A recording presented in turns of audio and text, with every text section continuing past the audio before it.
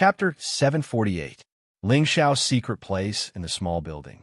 Looking at Bei Nu, who was flipping through books, Yi Ling Xiao's eyelids couldn't help but twitch. He coughed, put down the ancient book in his hand, and asked casually, "That kid is back?" "Yes." Yi Qingyu's voice was flat and simple. Yi Ling Xiao was even more nervous. He patted the chair next to him. "Good girl, come and sit." "I don't want to sit." "Drink some tea?" "It's good, think thrice." "I don't want to drink." "Actually, it's not good to read when you're upset." "Who's upset?"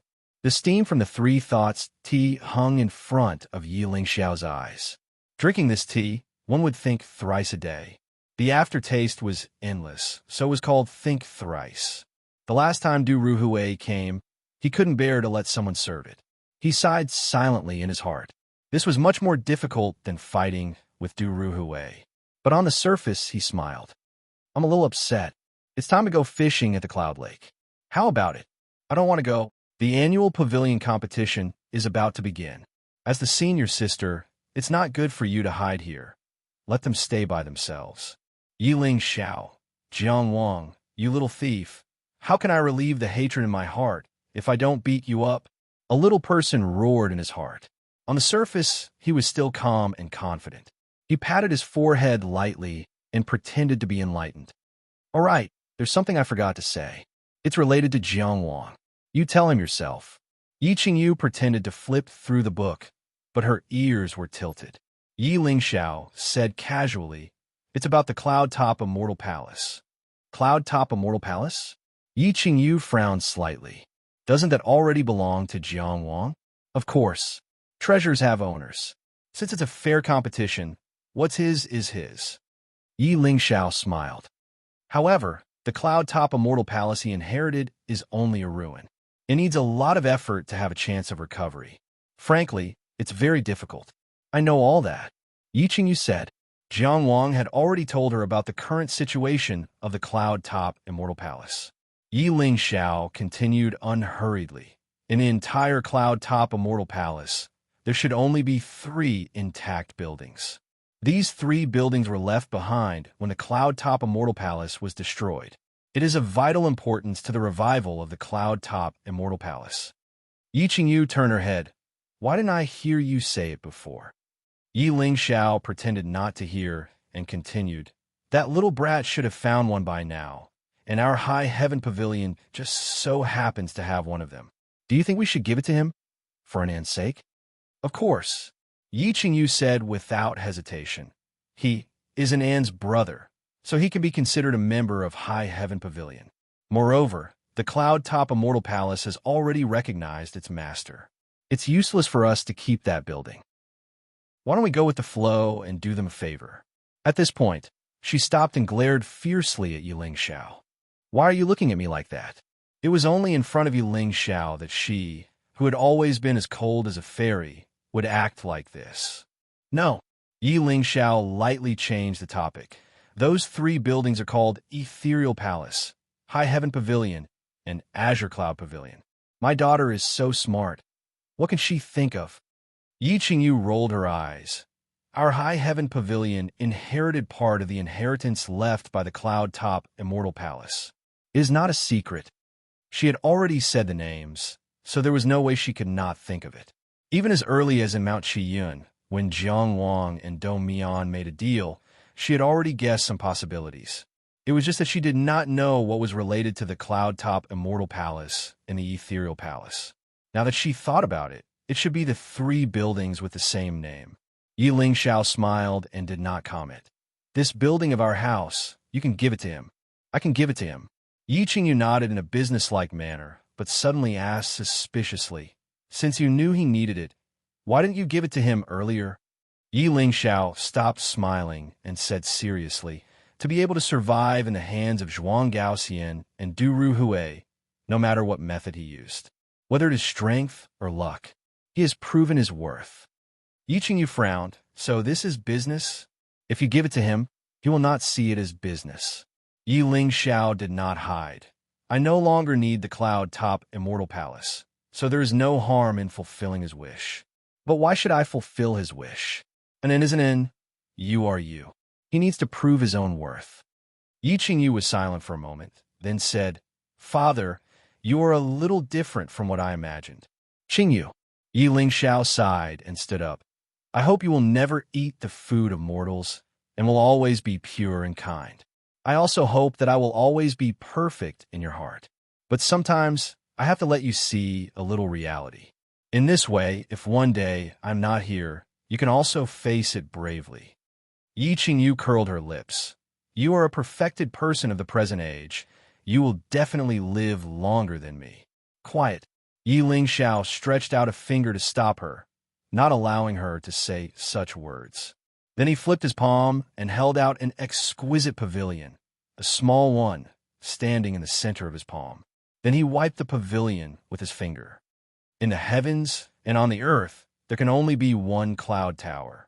His voice was flat, but also unquestionable. So I have changed its name. Now it is called Cloud Tower.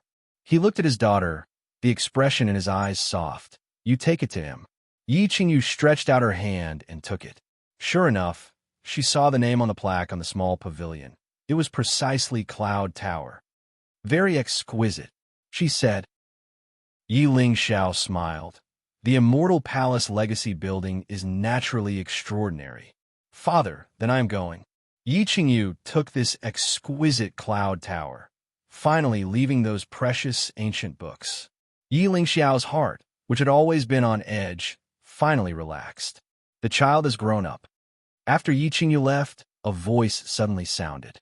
Outside the window, a leisurely cloud floated down, turning into a small, strange beast, leaping into the small pavilion, its long tail moving. It was Acho. Yi Lingxiao did not turn his head, nor did he speak. A father's complex feelings were not easy to express. The name was changed well. Acho said again.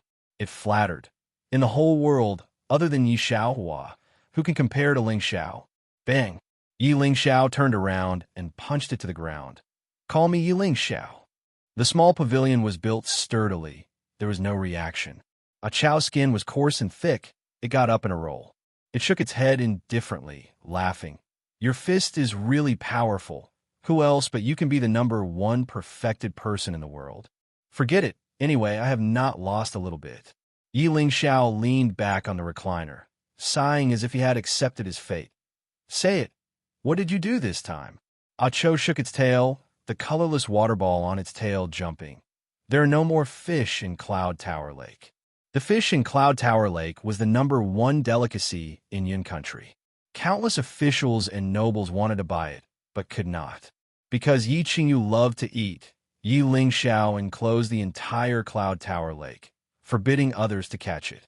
Under such circumstances, why were there no more fish in Cloud Tower Lake? Naturally, they were all eaten by Acho. Yi Lingxiao's fist suddenly clenched, but he still loosened it in the end. Quickly get lost. While I could still hold back. Acho did not say a word. With a flick of its tail, it scurried out of the window, very agile, and also very sensible.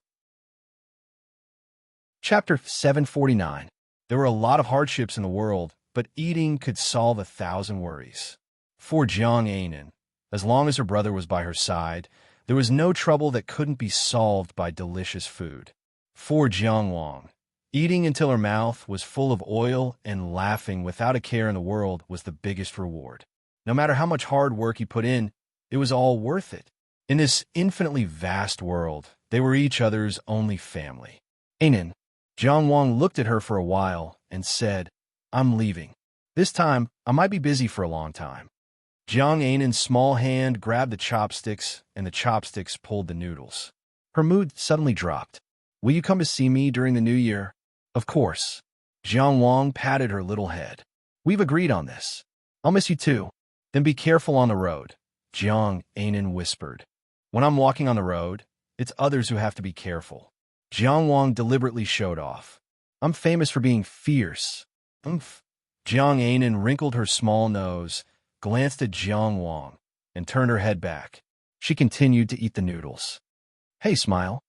Jiang Wang teased her. Jiang Ainen pouted and didn't cooperate. Give me a smile, little fatty. Jiang Wang's voice was rhythmic. You're the fatty. Jiang Ainen put down the chopsticks and pounced on Jiang Wang, baring her fangs and brandishing her claws. They played around for a while. "Let's go," Jiang Wang said. Jiang Anan sat back and picked up the chopsticks again. "Okay," she said. Jiang Wang didn't say anything else. He turned around and left the room, gently closing the door. The little Jiang Anan didn't look at his back. She just sat there obediently and slowly ate the noodles. She was very obedient. She didn't cry. However, the new year has just begun, but I'm already looking forward to it. Not long after leaving Jiang Anan's room, he bumped into Yi Qingyu. "Fellow Taoist Yi, I was just looking for you," Jiang Wang said happily. Yi Qingyu blinked and pressed down the exquisite pavilion she was about to take out. "Why are you looking for me?" Jiang Wang confidently took out a brocade box from his storage box and handed it over. "Take a look." This box had just been filled with crispy bamboo cakes. He thought it looked pretty good, so after tidying it up a little, he used it to store other things. "What is this?" With a smile in her eyes, Yi Qingyu took the brocade box and opened it. Lying inside was a round pearl with a hint of white in the azure. It was only 1/3 of the size of a fist and was extremely beautiful. He couldn't help but smile, and the smile spread to the corners of his mouth. As the daughter of Yiling Xiao and the only princess of a Yun country, what kind of rare treasures had she not seen before? However, Jiang Wang's gift still made her very happy. "This is a natural artifact, air-frozen bead. I got it from a secret place." Jiang Wang directly skipped the dangerous process of obtaining the air-frozen bead and said with some embarrassment, "And it has consumed so much of High Heaven Pavilion's resources, I'm really grateful. I'll use this air-frozen bead as compensation. I hope fellow Taoist he doesn't dislike it." Yi Qingyu's smile suddenly disappeared. With a bang, she closed the box and put it back in Jiang Wang's hands. "And it is my High Heaven Pavilion's direct disciple. High Heaven Pavilion should cultivate its own disciples, so we don't need any compensation. Fellow Taoist Jiang should take it back." "Fellow Taoist Yi, I didn't mean that." Jiang Wang held the box, not knowing where he was wrong. He said with some anxiety, "I didn't mean High Heaven Pavilion needs compensation. I just wanted to express my gratitude." "Yes, gratitude. You're welcome." Yi Qingyu smiled very distantly and politely. "High Heaven Pavilion doesn't lack anything. I also didn't mean High Heaven Pavilion lacks this." Jiang Wang didn't have the wit and courage he had in battle. He said with some frustration, "I'm not good with words. I just wanted to give this bead to you to thank you." Yi Qingyu's heart softened, but she still said, "You're not good with words? I think you're quite fierce when you quarrel with others. Didn't you make Jiao Xiong jump? That's different." "What's different?" "I don't care about them, so I don't need to care about their feelings. I'm not bad with words." Yi Qingyu slightly raised her chin. "Is that so?" "It's true, fellow Taoist Yi." Jiang Wang clasped his hands and begged for forgiveness. "If I said something wrong, I apologize to you. Please don't be angry." Yi Qingyu's anger had already subsided, but she inexplicably felt this Jiang Wang was very interesting. He was much cuter than when he was showing off his abilities. "How can you apologize while wearing a mask, hiding your head and tail?" she said deliberately. "This." Jiang Wang hesitated. "If you don't want to take it off, then don't take it off." Yi Qingyu said, "It's fine, I won't force you." Even if Jiang Wang was slow-witted, he still knew the fine here wasn't really fine. He clenched his teeth and took off the mountain ghost mask, revealing his face with 2 dark circles. The left side of his face was also slightly swollen. "PFFF." Yi Qingyu suddenly laughed, but she quickly restrained herself. "I'm sorry, I shouldn't have laughed." Jiang Wang said helplessly, "It's fine, you can laugh all you want."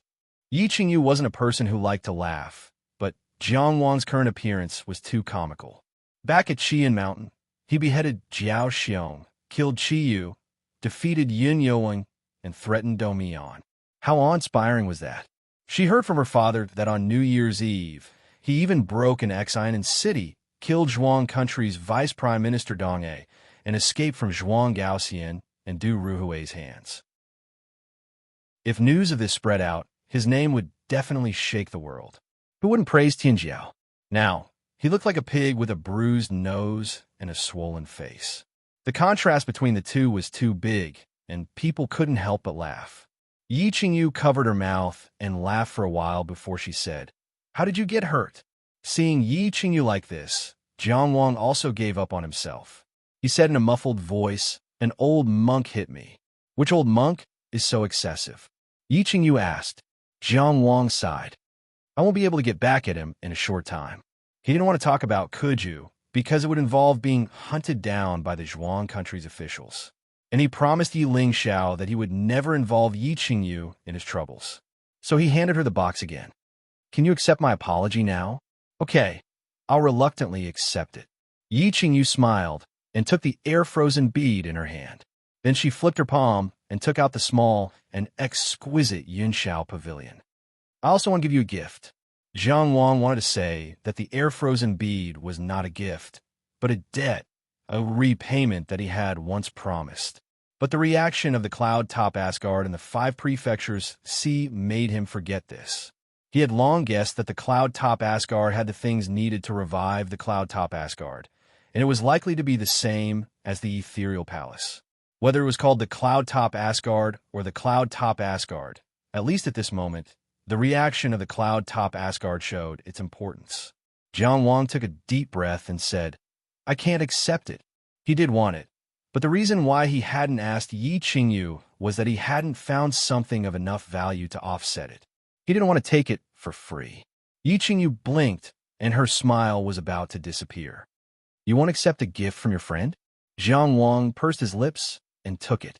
He would remember this favor and didn't need to make too many promises. As soon as the small and exquisite pavilion was in his hand, a clear light flashed, and it directly entered the 5 prefectures sea and fell into the ruins of the cloud-top Asgard. The chubby cloud child jumped out and cheered. "Here it comes." "I really need it," Jiang Wang said as the cloud-top Asgard in his body changed. "But I don't know how to thank you. My father said that you are An's brother, so you are not an outsider." Yi Qingyu shook the box in her hand, and her eyes curved into crescents. Friends should return gifts. Chapter 750. In the small building, Yi Lingxiao, who was secretly observing this place through the secret array, twitched his mouth. He really wanted to jump out and shout. "I didn't say that. What do you mean he's not an outsider? That Jiang brat is a complete outsider." However, he still had to maintain his composure. He could only clench his teeth and erase the scene in front of him. Out of sight, out of mind. The small and exquisite pavilion was attracted by the cloud-top immortal palace and directly fell into the 5 prefecture sea. In the sky above the 5 prefecture sea, it rapidly expanded and expanded. Boom! It descended into the ruins of the cloud-top immortal palace and was embedded in the middle of the palace. It merged with the ruins of the cloud-top immortal palace. The cloud pavilion that had returned to the immortal palace was not as small and exquisite as before. Instead, it was tall and majestic, with a majestic atmosphere. Jiang Wang could feel that the ruins of the cloud-top immortal palace now had some kind of common connection. It was unified by a mysterious power. It was like pearls and jades were strung together by a string. Obviously, the Cloud Pavilion was the hub of the Cloud-top Immortal Palace a long time ago. If the Ethereal Palace's function was to provide the Cloud-top Immortal Palace with an endless supply of vitality, then the Cloud Pavilion's function was to unify and connect the entire Cloud-top Immortal Palace. It had more core value. It could be said that after the Cloud Pavilion was established, the revival of the Cloud-top Immortal Palace would truly be possible.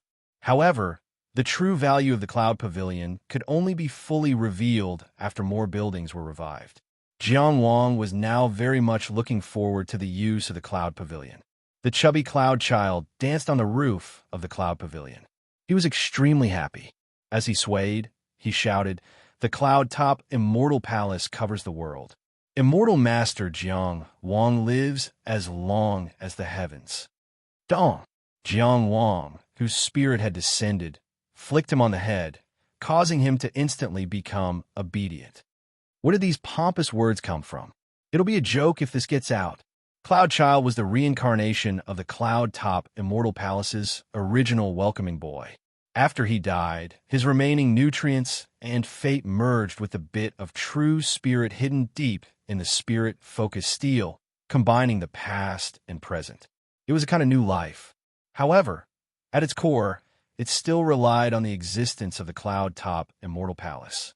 To a certain extent, it could be regarded as the spirit of the Cloud Top Immortal Palace. Together with the Cloud Top Immortal Palace, they would rise or fall together. No matter what kind of injuries he suffered, as long as the Cloud Top Immortal Palace was still there, he could quickly recover. Previously, Zhuang Chengqian's slap had made him dizzy, but now he was still alive and kicking. After being scolded by Jiang Wang, he felt wronged and said, "It seems like it was like this before." Jiang Wang was silent. He seemed to understand why the once tyrannical Cloud Top Immortal Palace had been reduced to ruins. He wanted to suppress the world at the drop of a hat. How could he not be angry? There were so many experts in the world. Who didn't have a temper? Who knows, some peerless expert might just flip you over when they feel uncomfortable. You have to look at the conditions too, okay? What's suppressing the world? Longevity as long as the heavens. Jiang Wang said faintly, "I am not worthy." Bai Yuntong rubbed his head and felt even more wronged. "You don't deserve it. You should hit yourself. Why did you hit me?" For a moment, Jiang Wang didn't know how to refute. He raised his hand in anger. Bai Yuntong hurriedly rolled, like a ball of meat, into the heavenly cloud pavilion. After bidding farewell to Yi Qingyu, Jiang Wang left Cloud City alone. He decided to go to Yong. The current Yong was in Han Su's grasp of military and political power, reforming the court. Although he had the support of the Mahis sect, the prestige of stopping Zhuang Gaoxian, the Crimson Horse Guards, and the prestige of turning the tide, this reform was rolling in waves. There was no possibility of failure, but there would still be resistance. The old class of interests would inevitably resist the changes in the current rules. This was not something that could be changed by anyone's subjective will. It was a fundamental conflict of interests. Where there was conflict, there would be disputes. Although Han Su had enough methods to maintain the stability of the overall situation, a period of internal chaos was unavoidable. It was precisely this period of stability and chaos that was the best opportunity. Only then would there be the possibility of obtaining millet from the fire and going to the Azure Cloud Pavilion to retrieve the lost buildings of the Cloud Top Immortal Palace. If the situation was completely stabilized, any action at the Azure Cloud Pavilion would easily draw a reaction from the Yong Court. If the situation was too chaotic, the heroes of all sides would scramble for benefits. Being alone, it would be difficult for him to gain any benefits. Zhuang Gaoxian and Du Ruhui's pursuit had come to an end. For Jiang Wang, the safest place in the entire western region was Yong. The war between Zhuang and Yong had just ended, and Yongchang County was newly annexed. The two countries still had armies stationed at the Dragon Sealing Pass and Ingas City, facing each other head-on. It was impossible for Zhuang Gaoxian and Du Ruhui to enter Yong at this time. Moreover, after the Battle of Changhe, Zhuang Gaoxian had given up on the pursuit. In the future, he might not be able to find any traces of Jiang Wang. After killing Zhuang Chengqian and removing the heart demon, Jiang Wang did not relax without worries. Instead, he had an even more urgent pursuit of increasing his strength. The terrifying pressure that Zhuang Chengqian had given him was something that he never wanted to experience again. The feeling of struggling in a hopeless situation was not pleasant. Only greater strength could allow him to walk on a smooth path. Zhuang Gaoxian's pursuit was a wake-up call for him, making him unable to slack off for even a moment. Needless to say, he had never slacked off in his diligent cultivation. Looking at all the gains he had made along the way, the Cloud Apex Immortal Palace of Great Origins had already gathered the Ethereal Hall and the Cloud Heaven Pavilion. Of the three known lost buildings, only the Azure Cloud Pavilion remained. If he did not give it a try, he would not be satisfied. Jiang Wang wore a mask and wrapped himself tightly as he quietly flew away from the snow-embracing peak. He had already made up his mind, so he turned northwest. The youth would always have his direction and would always move forward resolutely. He left Yun without any incident, leaving this beautiful country above the clouds. Not long after he flew out of the border, he suddenly felt a sense of foreboding. Jiang Wang stopped in midair and unsheathed his sword. But before he could do so, his hand was pressed back, and his sword was also pressed back into the scabbard. A black shadow shrouded the sky, and a fist blasted him to the ground. Bang! Jiang Wang was smashed to the ground without any resistance. The Tao energy in his body was in chaos, and he barely managed to get up. Another fist landed and smashed him to the ground. Then it was a storm of punches and kicks. This familiar feeling, Jiang Wang felt sorrowful. Old monk, you're still coming. Every time he struggled, he would be blasted back. From the beginning to the end, he could not even turn his head back. Once is enough. I'm warning you. Jiang Wang roared in grief and indignation. Don't think that you can be unscrupulous just because you saved me. I have a temper. I'm serious, old monk. Don't force me to fight back, Don't force me to call for help. Cloud Heaven Pavilion Master and I are on the same side. Oh, I'm wrong. Let's talk nicely, In the midst of the mysterious person's storm-like beating, a cloud suddenly floated over. A hairy hoof stretched out from it and fiercely smacked Jiang Wang's butt. The mysterious person immediately retracted his fist and flicked his sleeve, disappearing into the air. Chapter 751. Amidst the drifting clouds, a certain Yi Zichen was complaining. Why are you meddling? If something were to happen, wouldn't this pavilion lord be making a loss? I'm not stupid. I'm paying attention. The strange beast giggled. How delightful. Yes, a certain Taoist master heaved a long sigh, his face full of comfort. Understanding the affairs of the world is cultivation. Understanding one's thoughts is a resource. The strange beast swung its tail. You took advantage of the situation, but you also cut off part of the karma for him. It won't hinder the road ahead, right?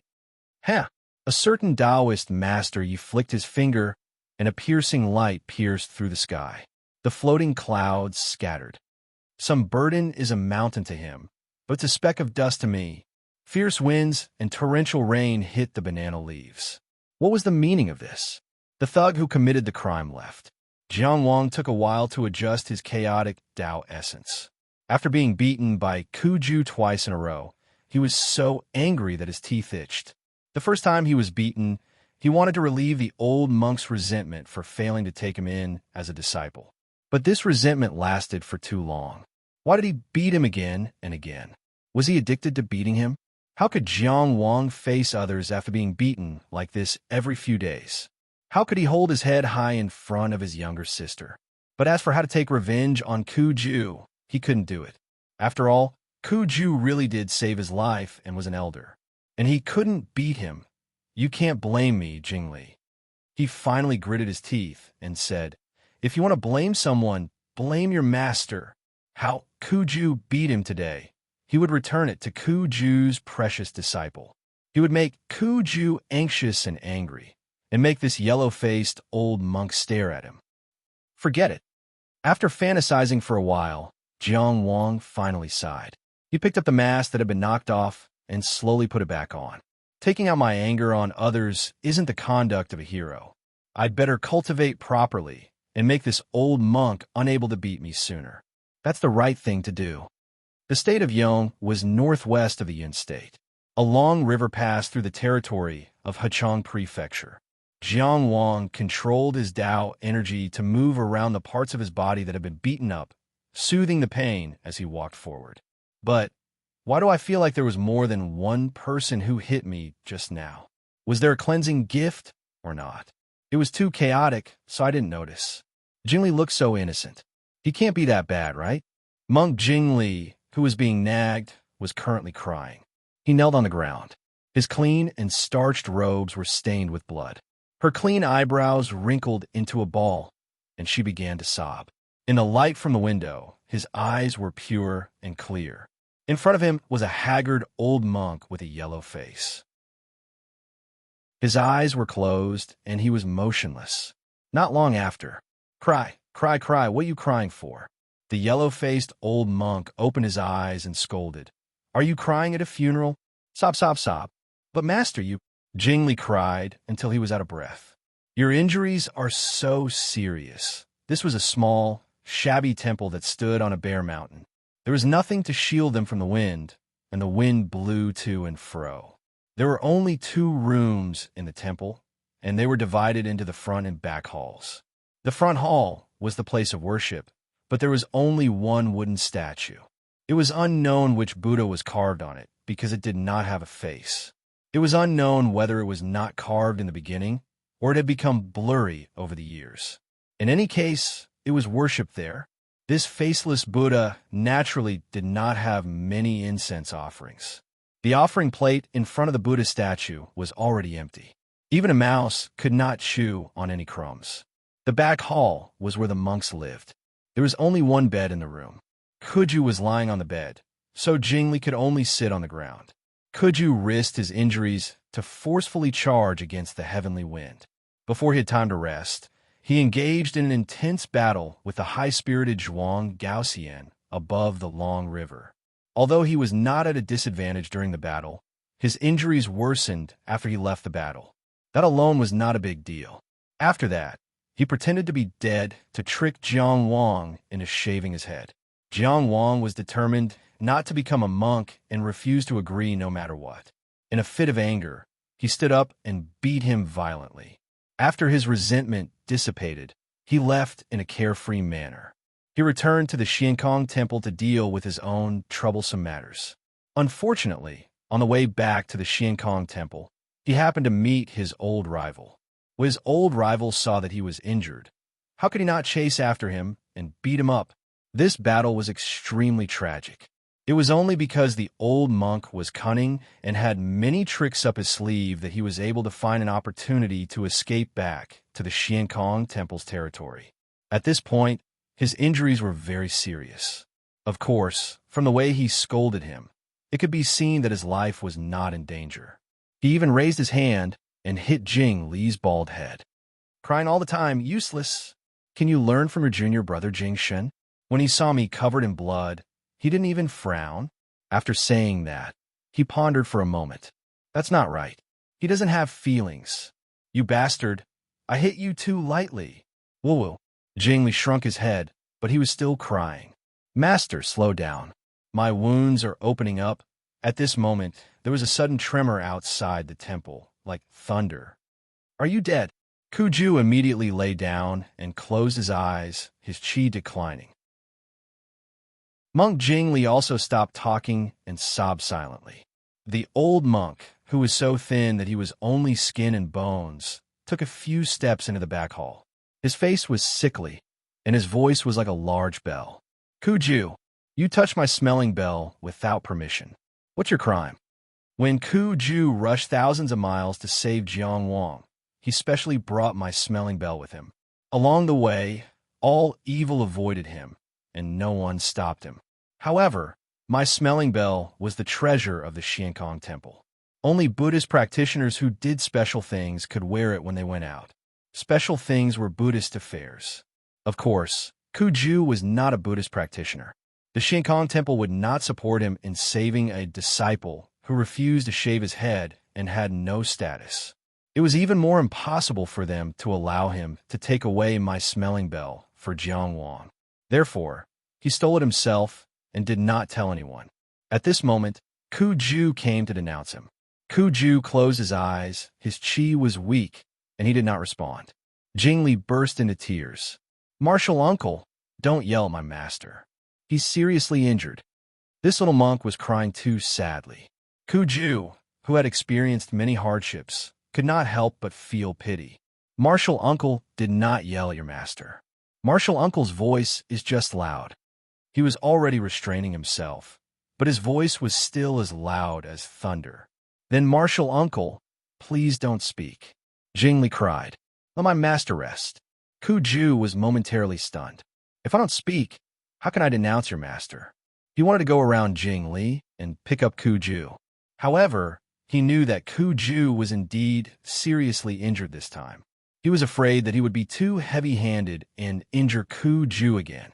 At this moment, he suddenly understood why Ku Di, as the head of the Guanshi Hall, had taken the initiative to avoid this task and let him do it, even though it was part of his responsibility to follow the rules. It was likely that Ku Di understood how difficult it was to hold Ku Ju accountable. He had rushed overexcitedly, wanted to take the opportunity to gain the upper hand and teach him a lesson. However, as soon as he entered, he was stopped. He was in a dilemma. The head of the Dragon's Subduing Institute, the fierce great master Ku Ju, was momentarily at a loss. Chapter 752. During the long period of Han Yin's rule, Yong was no longer as strong as it was during Emperor Yongming's and Hanzhou's era. It had completely retreated from the north, but still had 13 prefectures: Tianming, Jinggan, Nanxiang, Taining, Shunan, Yonghuai, Hachang, Fuqian, Lainan, Fuming, Yiyang, Jinyo, and Lingbei. Compared to Zhuang, which only had 3 prefectures, it was huge. If it weren't for Jing and Jing, the natural barrier of Qichang Mountain Range, and the many generations of talented Zhuang lords, Yong would have swallowed Zhuang long ago. But no matter what the reasons were, Zhuang didn't fall after hundreds of years.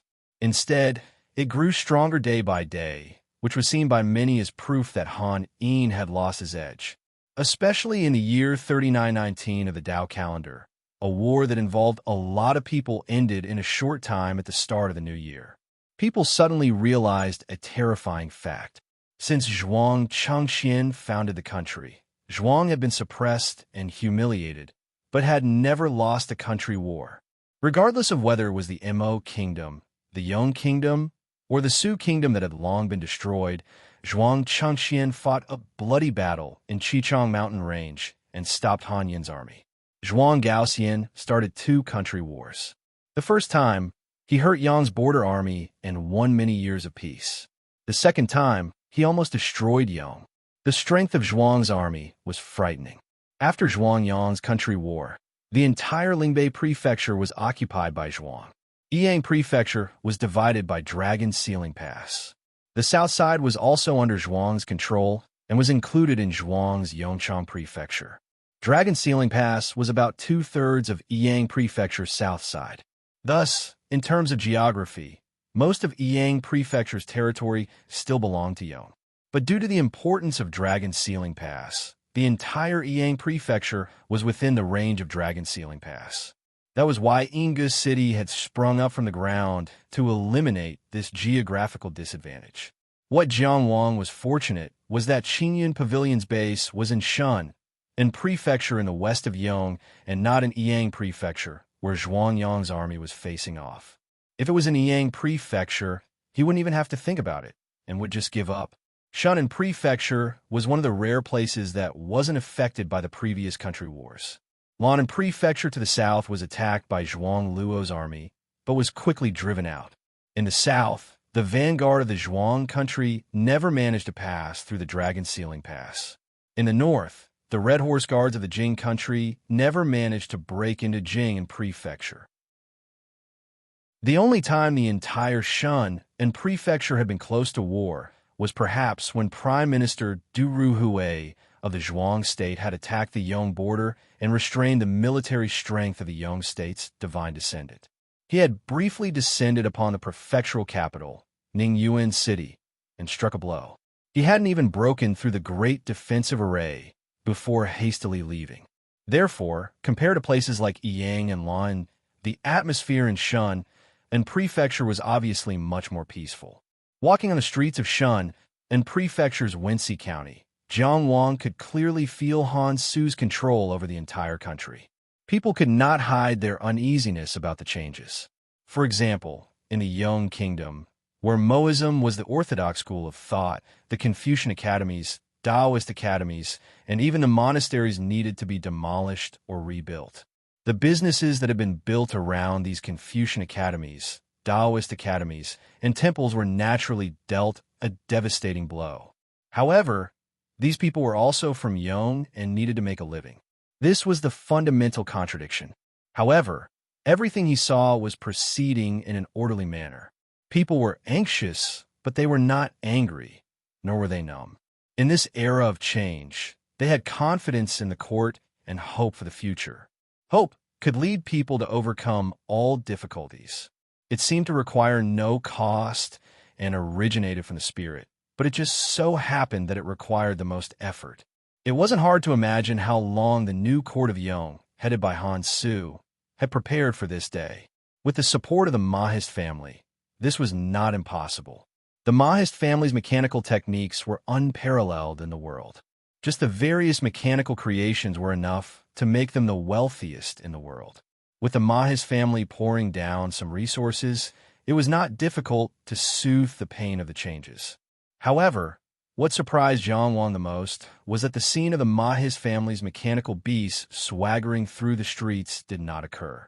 He even used 3 days to walk through most of the streets of Wenxi County and did not see many members of the Mahist family. Perhaps the Mahist family still had some misgivings about getting involved in the national system, and supporting Han Su was only a trial.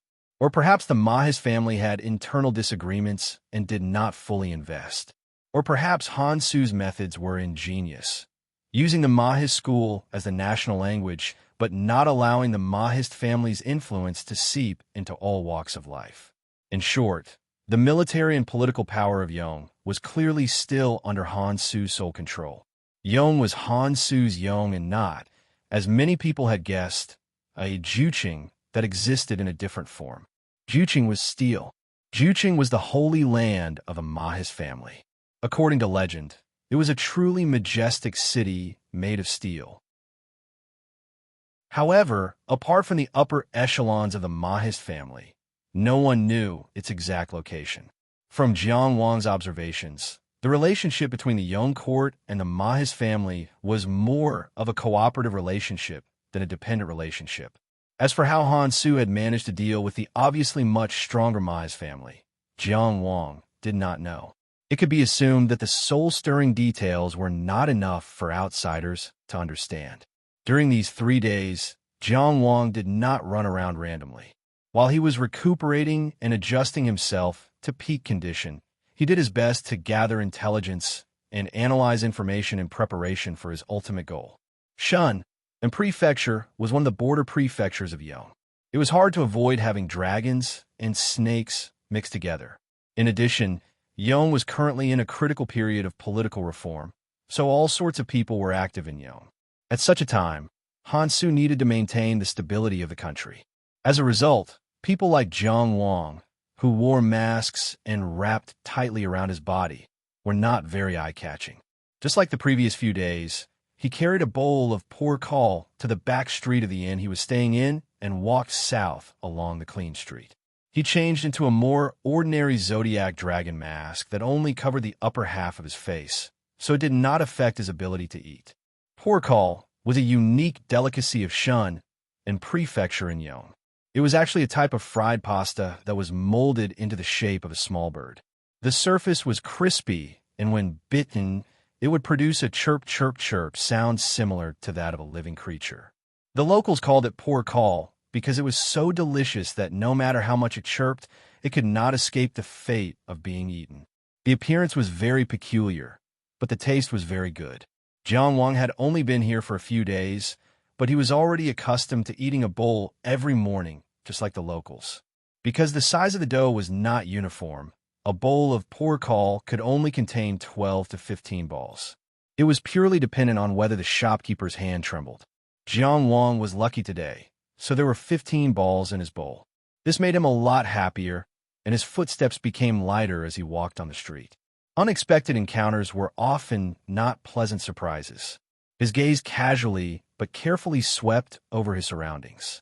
As usual, he collected as much information as possible, but his gaze was unfocused. At this moment, the figures of the passers-by on the street seemed to blur. The poor call that they bid out sounded like it was on the horizon. Everything was far away. He only noticed the person walking towards him. The person who led him to complete his first intersect mission and performed heroically at the Tao discussion of the 3 cities. He often told others that he was, but he probably wanted to find more than anyone else. Zhang Linchuan. P.S.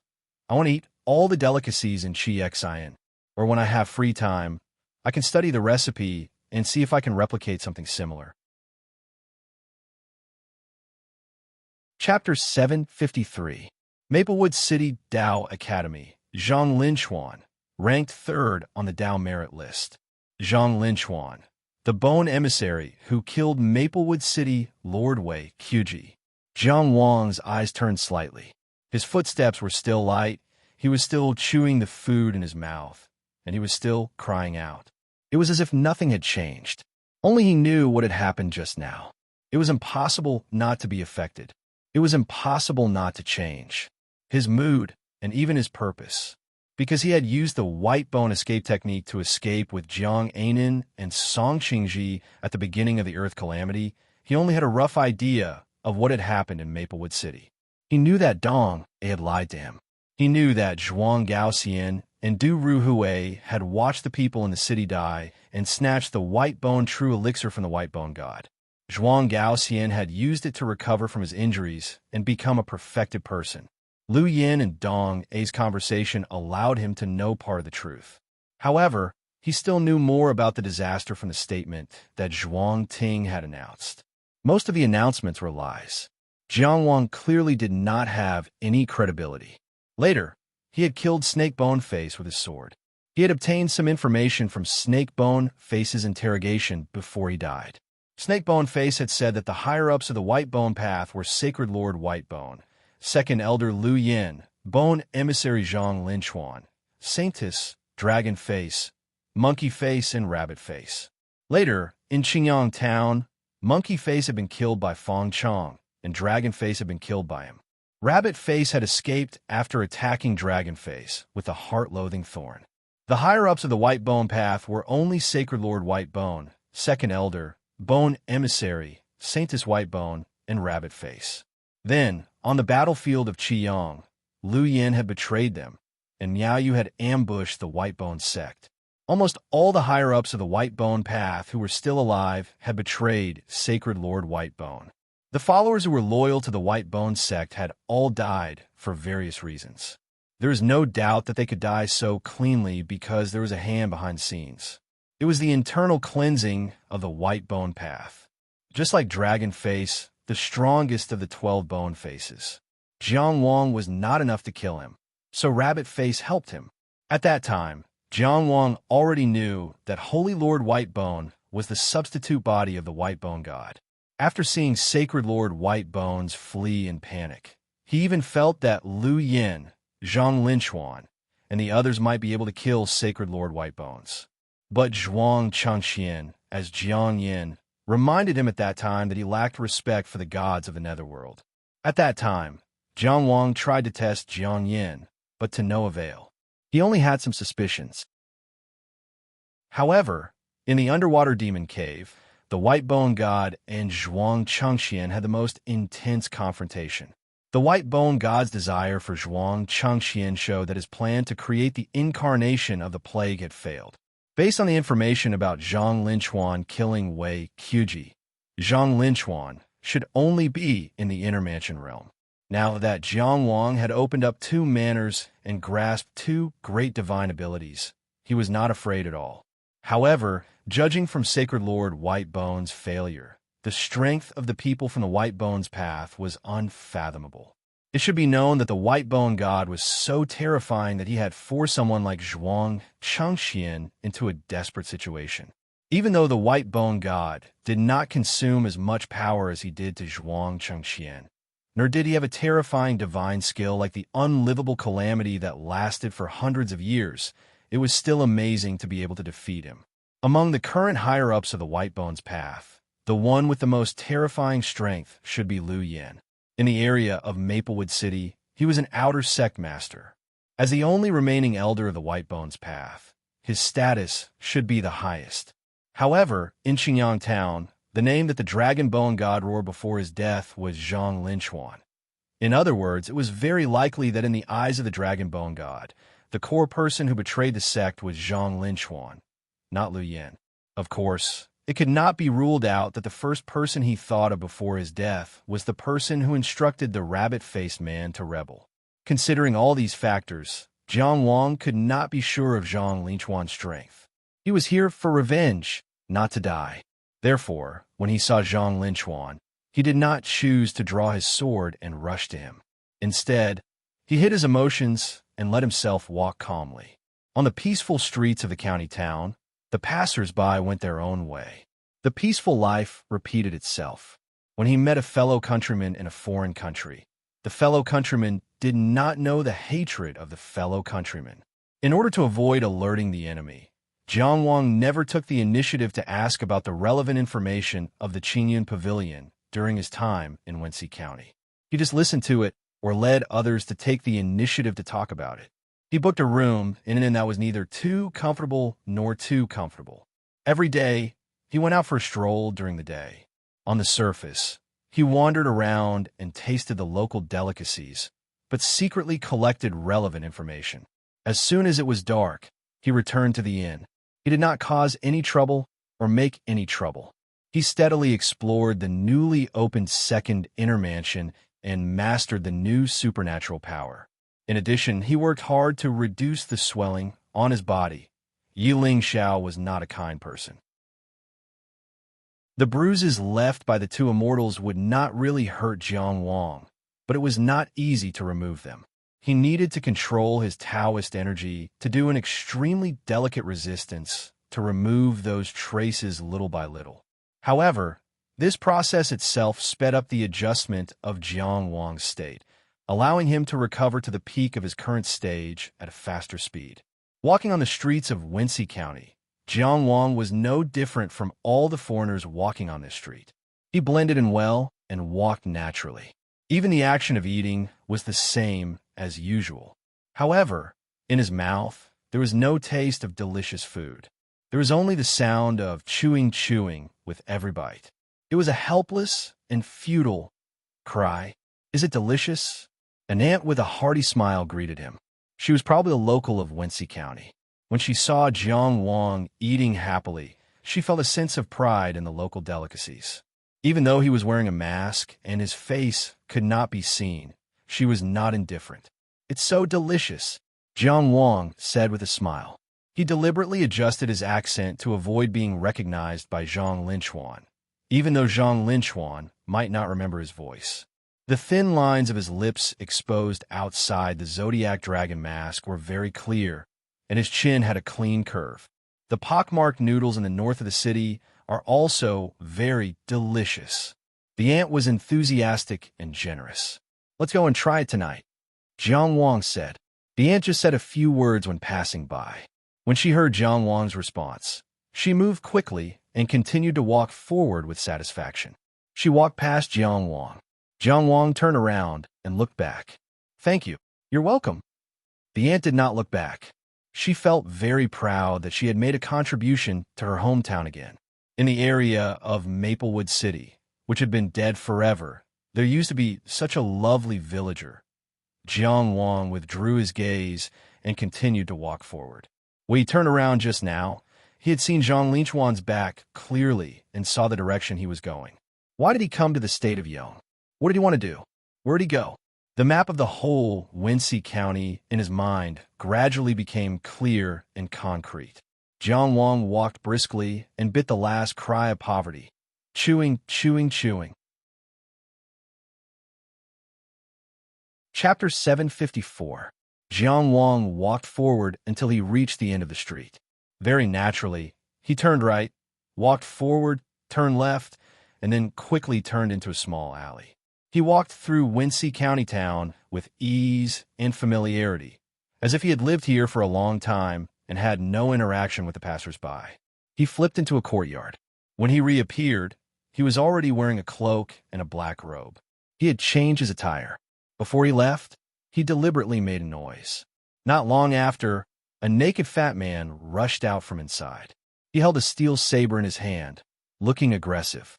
Looking into the courtyard, he immediately cursed. "I'm your mother. Where's my robe that I hung out to dry?" A skinny man beside him also squeezed out. "Hey, who did it? My cloak that I hung outside has also been stolen. I'm your mother." The fat man looked around and cursed. "You even dare to steal my Zheng Lao San's things.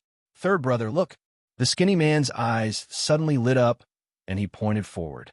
The fat man narrowed his eyes and looked. There was a stone table in the courtyard. The clothesline that used to hang the robe was not far from the stone table. At this moment, the robe was gone. Instead, there was a shiny silver ingot on the stone table. It could buy who knows how many sets of robes and bamboo hats. Wow! Zheng Lao-san was furious. He strode forward and chopped down with his saber. "Little thief, you dare to humiliate me." His voice was filled with indignation. It was obvious that his dignity and personality had been greatly challenged. The steel saber fell, splitting the silver ingot into two pieces. The saber blade struck the stone table, creating sparks. Zheng Lao-san's fat hand swiped and took away the majority of the silver ingot, leaving only a small piece. "Fourth brother, this is the money he left for you to buy the cloak. I'll take the money for my robe first." Even though Li Lao-san had something to say, he couldn't say it in front of the shiny steel saber. He could only bitterly say, "Listen to big brother. There were 3 countries to the west of Yeon. From north to south, there were Chun, Reef, and Luo. Chun was in the northwest, Luo was in the southwest, and Reef was in the west. Shunan Prefecture was the western prefecture of the Yeon Kingdom, and Wincy County was located in the western part of Shun and Prefecture, close to the border town. It was not too far from the Reef Kingdom. The headquarters of the Clear Cloud Pavilion was located in such a remote place. It could be seen that they were not doing well. It was probably slightly stronger than Chengguo's Ethereal Palace, but it was still limited. This trip to the Azure Cloud Pavilion to search for the lost building of the Cloud Top Immortal Palace was different from the time in the Ethereal Palace. In the Ethereal Palace, Do Mian had already cleared all obstacles, including the resistance from the upper echelons of the Chung Nation. The Ethereal Palace completely belonged to Do Mian. With Do Mian's cooperation, he only needed to go over and take over. As for the Azure Cloud Pavilion, he had to consider the upper echelons of Yeon. He didn't have the backing of the Do family or the Chu Kingdom. Therefore, even if the strength of the Azure Cloud Pavilion was not that great, he still had to keep a low profile. The lost building of the Cloud Top Immortal Palace, regardless of whether the people of the Azure Cloud Pavilion knew of its existence or not, would not allow Jiang Wang to take it away so easily. It was even impossible for him to make a deal with it. If he boldly went to the Azure Cloud Pavilion and made his conditions clear, the biggest possibility was that the Azure Cloud Pavilion would swallow the Cloud Top Immortal Palace whole. In a foreign country, with no clear path in front of him and no support behind him, he had to be extremely cautious. The fact that Jiang Wang was willing to use 3 days to walk through most of the streets of Wincy County and familiarize himself with the county was the embodiment of this caution. And this caution, at least at this very moment, had won him the first advantage over Zhang Linchuan, the geographical advantage. He had to make good use of this advantage to achieve victory. Wearing a cloak and a long robe, Jiang Wang strode forward and quickly arrived at his target's location. On the street where he had just met Zhang Linchuan, there were not many possible destinations that Zhang Linchuan could have chosen. At that time, when he had turned around to thank the Annie, he had seen from the corner of his eye that Zhang Linchuan was heading to the left. That direction was a straight road. On the way, there were 5 forks in the road, 3 to the left and 2 to the right, each leading to a different place. The intersection that Jiang Wang had just arrived at was the first one on the left. Judging from Zhang Linchuan's previous walking speed, if nothing unexpected happened, he should have passed through or turned into this fork in half an hour. Timing was very important. After silently calculating the time in his heart, Jiang Wang steadied his breath and stepped out. He didn't intend to do anything now, but the first meeting just now was too sudden. In order to hide his hostility, he didn't have time to take a closer look. He needed to see Zhang Linchuan again, observe his state, feel his breath, and get more accurate information. At the same time, he was also wondering if there was a way to leave a trace on Zhang Linchuan. Perhaps he could try to sneak into a spirit concealment snake? He quickly rejected this idea. The Tantian Palace was a key place. The spirit concealment snake would almost certainly be discovered. That would alert the enemy. Or he could capture some breath and keep it for later investigation. This could be considered a way out. Unfortunately, the level of trace was too low. He was afraid that it could not bear the heavy responsibility. In short, the first purpose was to determine Zhang Linchuan's current strength and state. The second purpose was to try to leave a possibility of investigation. The best result was that in addition to this, he could also confirm the goal of Zhang Linchuan's trip. In that way, he could make a completely targeted plan, just like how he dealt with Hai Zoming. Know yourself and know your enemy, and then you will win every battle. It should be said that Jiang Wang's attitude was cautious, and his actions were steady. He walked out of the intersection and turned right. There were many pedestrians coming from the opposite direction. They were of different heights, fat and thin, and their accents were mixed.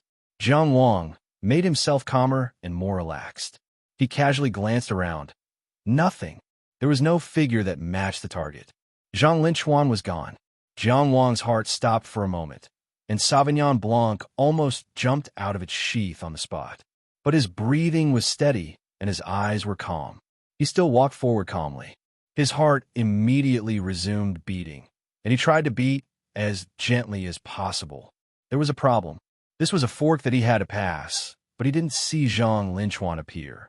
He either suddenly changed his direction or suddenly changed his speed. No matter what the reason was, it seemed that he had discovered something. Had he been discovered? The more it was like this, the calmer he should be. Jiang Wang walked slowly.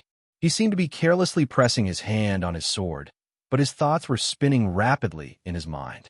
If he were Zhang Linchuan, no matter how he discovered it, even if he really discovered it, what could he discover?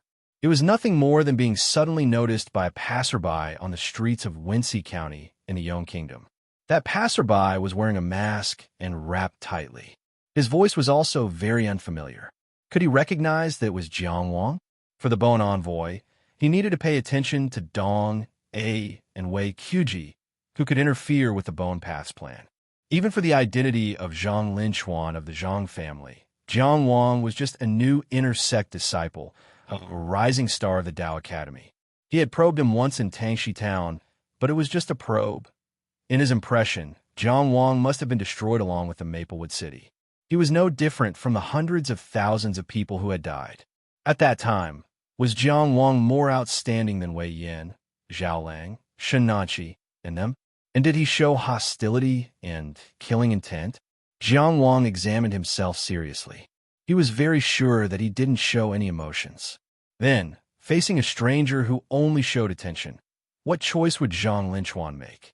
Kill him, avoid him, and find out what was going on? The Bone Envoy was naturally indifferent to life and death. The choice of killing someone was no more difficult than killing a chicken, but the best time had been missed. If he wanted to kill someone, he should have made his move the moment Jiang Wang observed Zhang Linchuan, but failed. There was no movement until now, which meant that Zhang Linchuan had given up on the first choice. For someone like Zhang Linchuan, there was naturally no need to avoid a stranger who was paying attention to him. Therefore, he probably wanted to find out what was going on. He wanted to know who was paying attention to him and why. Was there any hostility towards him? As his thoughts raced, he quickly made a judgment. Zhang Linchuan might be spying on him in the dark. Jiang Wang's footsteps quickened, and he suddenly sped up. However, when his gaze swept over, the pedestrians were the same as before. No one within his field of vision showed any abnormalities. Where was Zhang Linchuan hiding? Now the situation had reversed. The enemy was in the dark while he was in the light. Jiang Wang had to admit that Zhang Linchuan was more difficult to deal with than he had imagined. He had concealed himself several times before coming to observe Zhang Linchuan. Now it seemed that he was still not cautious enough. He didn't know where he had exposed himself, but at this point, he could only deal with it. He had to deal with it well. At this moment, a green-skinned man was walking over in a sloppy manner. The young man was about to turn right, but for some reason, he changed his mind and went to the left. He just happened to bump into a man dressed as a scholar. It seemed that going to the left was a bad choice. Are your dog eyes blind? Qing Pai angrily grabbed the skinny scholar. The scholar said angrily, I went this way, and you also went this way. How can you blame me? How dare you quibble? The young man raised his fist and was about to hit him. A hand caught his fist. It's just a small matter. Why do you have to be like this?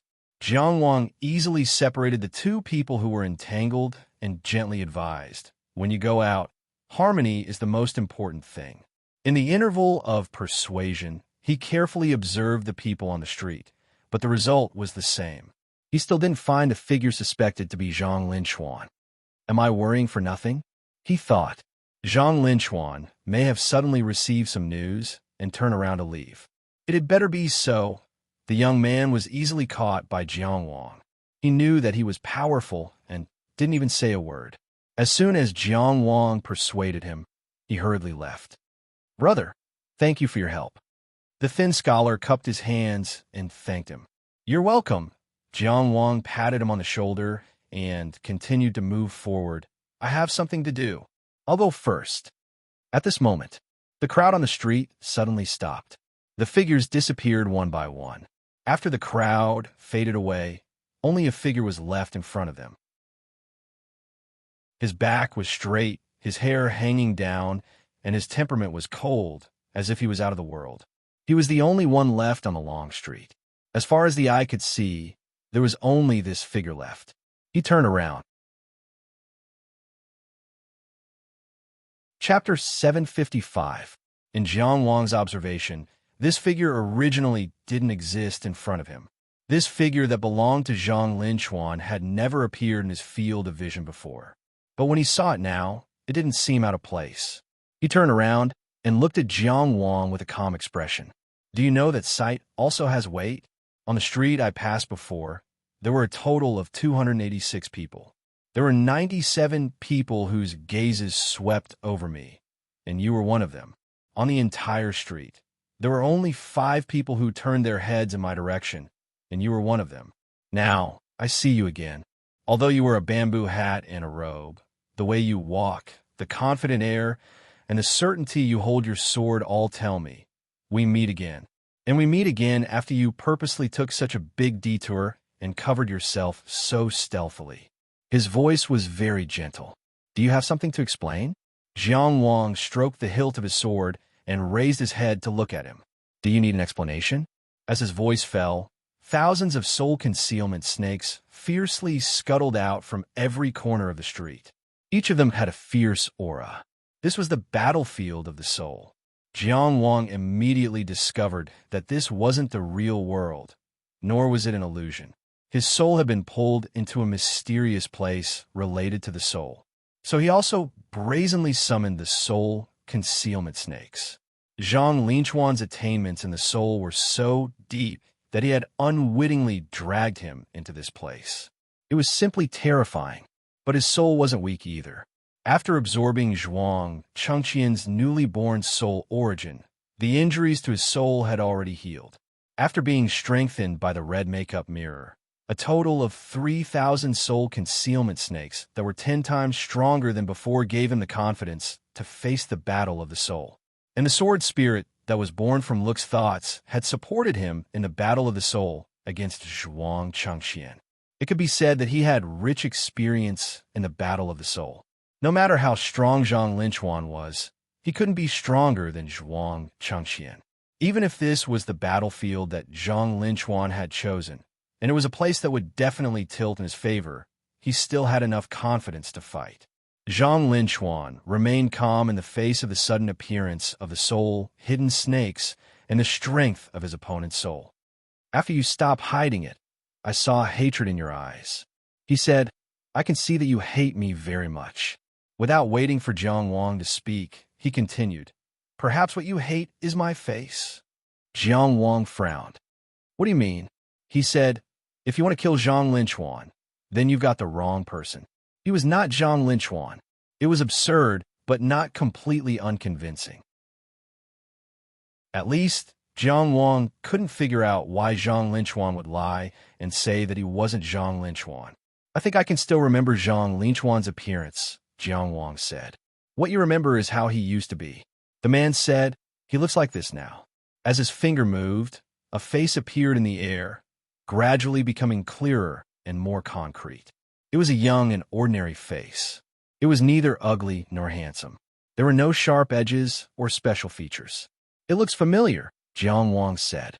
He was vaguely familiar, but he couldn't remember where he had seen this face. Because it was really ordinary. Maybe he had only seen it once. "Do I look familiar?" The man withdrew his finger, and the young face in the air slowly dissipated. "Well, I'm glad to see you." Although he said that he was happy, his gaze was still warm and there were no ripples in it. "That's all for today." As he spoke, he turned around and walked forward in front of Jiang Wang. He didn't seem to be on guard against Jiang Wang's attack, nor did he care about the soul-hidden snakes surrounding the street. "By the way," he said, "Zhang Linchuan's newly founded lifeless sect is now active in the Yong state. If you're interested, you can look for it." Jiang Wang held his sword and didn't move. He didn't question the authenticity of the man's words. He would verify it. He just watched the man who looked exactly like Zhang Linchuan go away and asked, "So who are you? If you have the chance to see me again, you will know my name." The man's footsteps didn't stop, and he walked away just like that. The power that shrouded the soul disappeared. He was still on the streets of Wensi County. The streets were packed with people. Jiang Wang had just brushed shoulders with the scholar. Nothing had changed. Everything that had happened in that mysterious place that involved the soul had almost no effect on reality. Even the time it had taken was almost negligible. Jiang Wang walked forward with steady steps, feeling the sweat slide down his spine.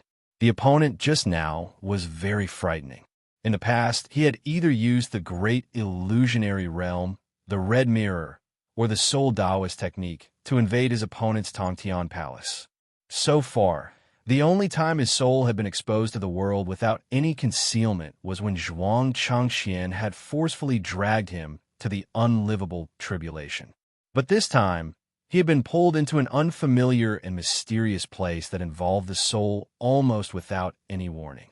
Compared to directly invading Tongtian Palace, pulling the opponent into such a mysterious place was undoubtedly a more advanced method. It was even an application that Jiang Wang had never heard of before. To do this was very difficult. Even the first step was difficult for Jiang Wang to understand, because the first thing it had to solve was how to break through the Tongtian Palace's protection of the host's soul origin. Of all the opponents Jiang Wang had faced before, only Zhuang Chengxian had done this. But this person's strength was clearly far inferior to Zhuang Chengxian's. He had relied on an extremely brilliant use of the soul to accomplish this. Was it a divine ability? Or some kind of forbidden soul Taoist technique? Who was this person? Jiang Wang silently pondered for a while, but couldn't find any clues. At the same time, Wang Zhangji was also walking forward. In his mind, a faint thought flashed. That person just now seemed to have seen me before and had an impression of my face. Was he also someone from Maplewood City? That was why he hated Zhang Linchuan so much.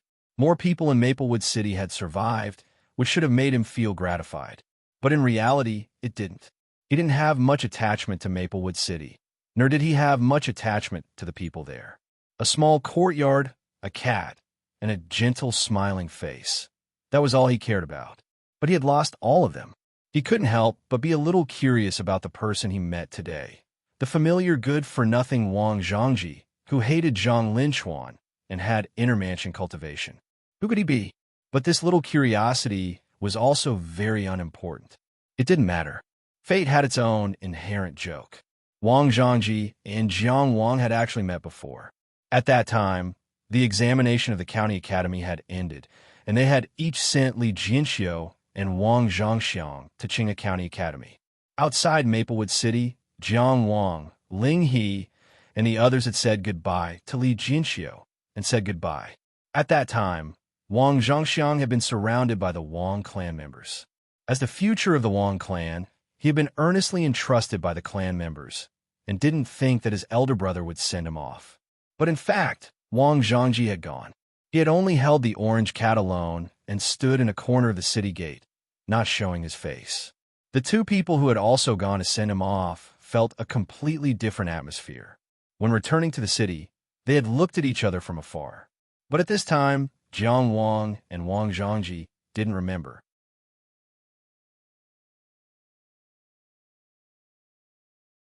He was not just an inner palace expert who could only rely on a sneak attack to kill Wei Qiuji. Zhang Linchuan's lifeless sect was active in the Yong Kingdom because of the recently concluded Kingdom War. The White Bone Path had always been familiar with this kind of thing happening in piles of corpses. But we can't rule out other conspiracies. He did not intend to follow the wishes of the mysterious man. The matter of the lifeless cult should be put aside for now. Since it was impossible to kill Zhang Linchuan for the time being, it was better to get everything back on track and resume his purpose of coming here. However, after the accident just now, Jiang Wang decided to be more cautious. The current Shun and prefecture had the upper echelons of the Yong Kingdom, the rather restrained disciples of the school of Moism, the lifeless cult, and the mysterious man with Zhang Linchuan's appearance. Undercurrents were surging. He had to control them well in order to achieve his goals safely. When he turned into a small alley and came out again, the bamboo hat and black robe had already been put away in the storage box. In any case, they were bought with silver. Perhaps they would be of use in the future. I wonder how Wei Buofeng and Zhuge Jun are doing in the ethereal hall. Have the two big parasites eaten up the ethereal hall? Jiang Wang had only given the support of the Chung Kingdom a pawn and did not attach much importance to it. Thus, he only thought about it for a moment before skipping over it. According to the information he had gathered these past few days, the opportunity to enter the Azure Cloud Pavilion was right in front of him. Marquis Waning Jiao Wu's 300th birthday attracted countless guests. This old marquis, who had been in the military for a long time, was the undisputed #1 in Shun and prefecture in terms of name, nobility, and cultivation. Moreover, it was such a big day like his 300th birthday. An endless stream of visitors was something that could be expected. The Marquis Waning residence was built outside of Tong-Yi County of Shun and Prefecture. It occupied a large area and was just like a small city. Every day, there was an endless stream of carriages transporting daily necessities. At this moment, the line outside the Marquis residence to deliver gifts was several miles long. Jiang Wang was among them. His current identity was Yu Songhai, the sole disciple of the Shi Yun Sword sect in Jiuyu County. The Shi Yun Sword sect had long since declined. Most of the cultivation methods within the sect had been lost. When it came to Yu Songhai's generation, it was almost on the verge of extinction. In his early years, he had also been a guest at the Marquis residence. Of course, the so-called guest was nothing more than giving gifts and sitting at the banquet. He did not even get to see the face of the host. Up to now, he was still qualified to celebrate the birthday of Marquis Waning. His name was still recorded in the Marquis residence's gift book. However, he was already at the stage where he could not take out any decent gifts. Jiang Wang was willing to take the trouble and pay out of his own pocket to deliver a gift for them.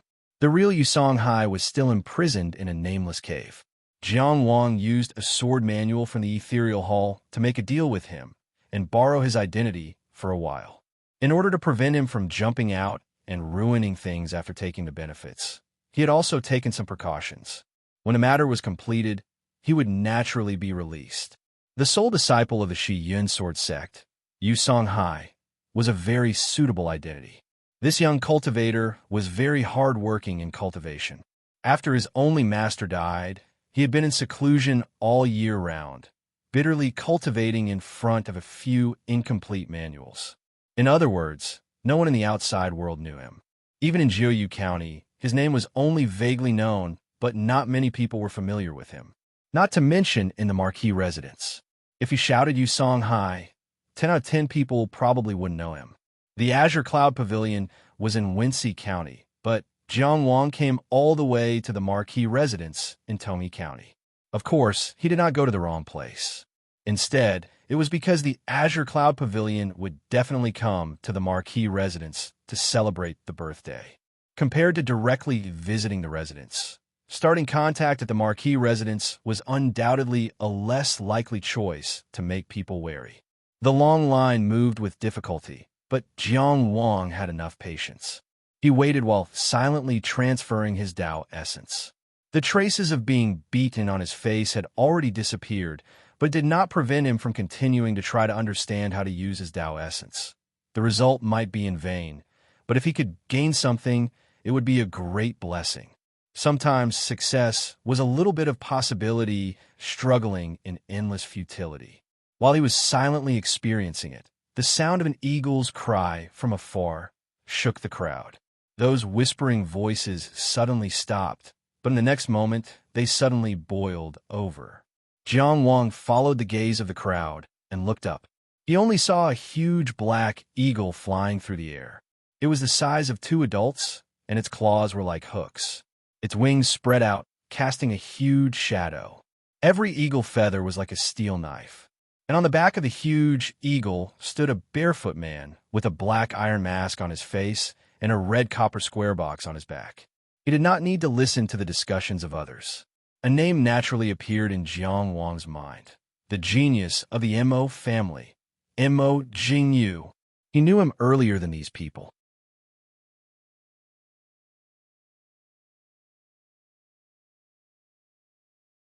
Zheng Lao-san, the steward in front of Marquis Waning's residence, glanced over from afar. His voice immediately lowered. Is there any use in calling for help? Could it be that you won't leave Marquis Waning's residence for the rest of your life? That's right. The skinny man also chimed in. You stole Fourth Master's bamboo hat and still dare to call for help? How can Marquis Waning's residence tolerate a thief like you? It was actually the bamboo hat that was recognized. Jiang Wang really didn't expect that there would be such an accident. A bamboo hat he casually bought would actually meet the victim's family in such a faraway place. What was even more unexpected was that this bamboo hat had nothing special about it, yet could still be recognized. He let a deep sigh. Didn't I give you money? You actually used money to insult your third master. Zheng Lao-san was angry. Is this a matter of money? Do grandfathers lack money? The skinny man chimed in. Fine. Jiang Wang took off the cloak and handed it forward. I shouldn't have insulted you.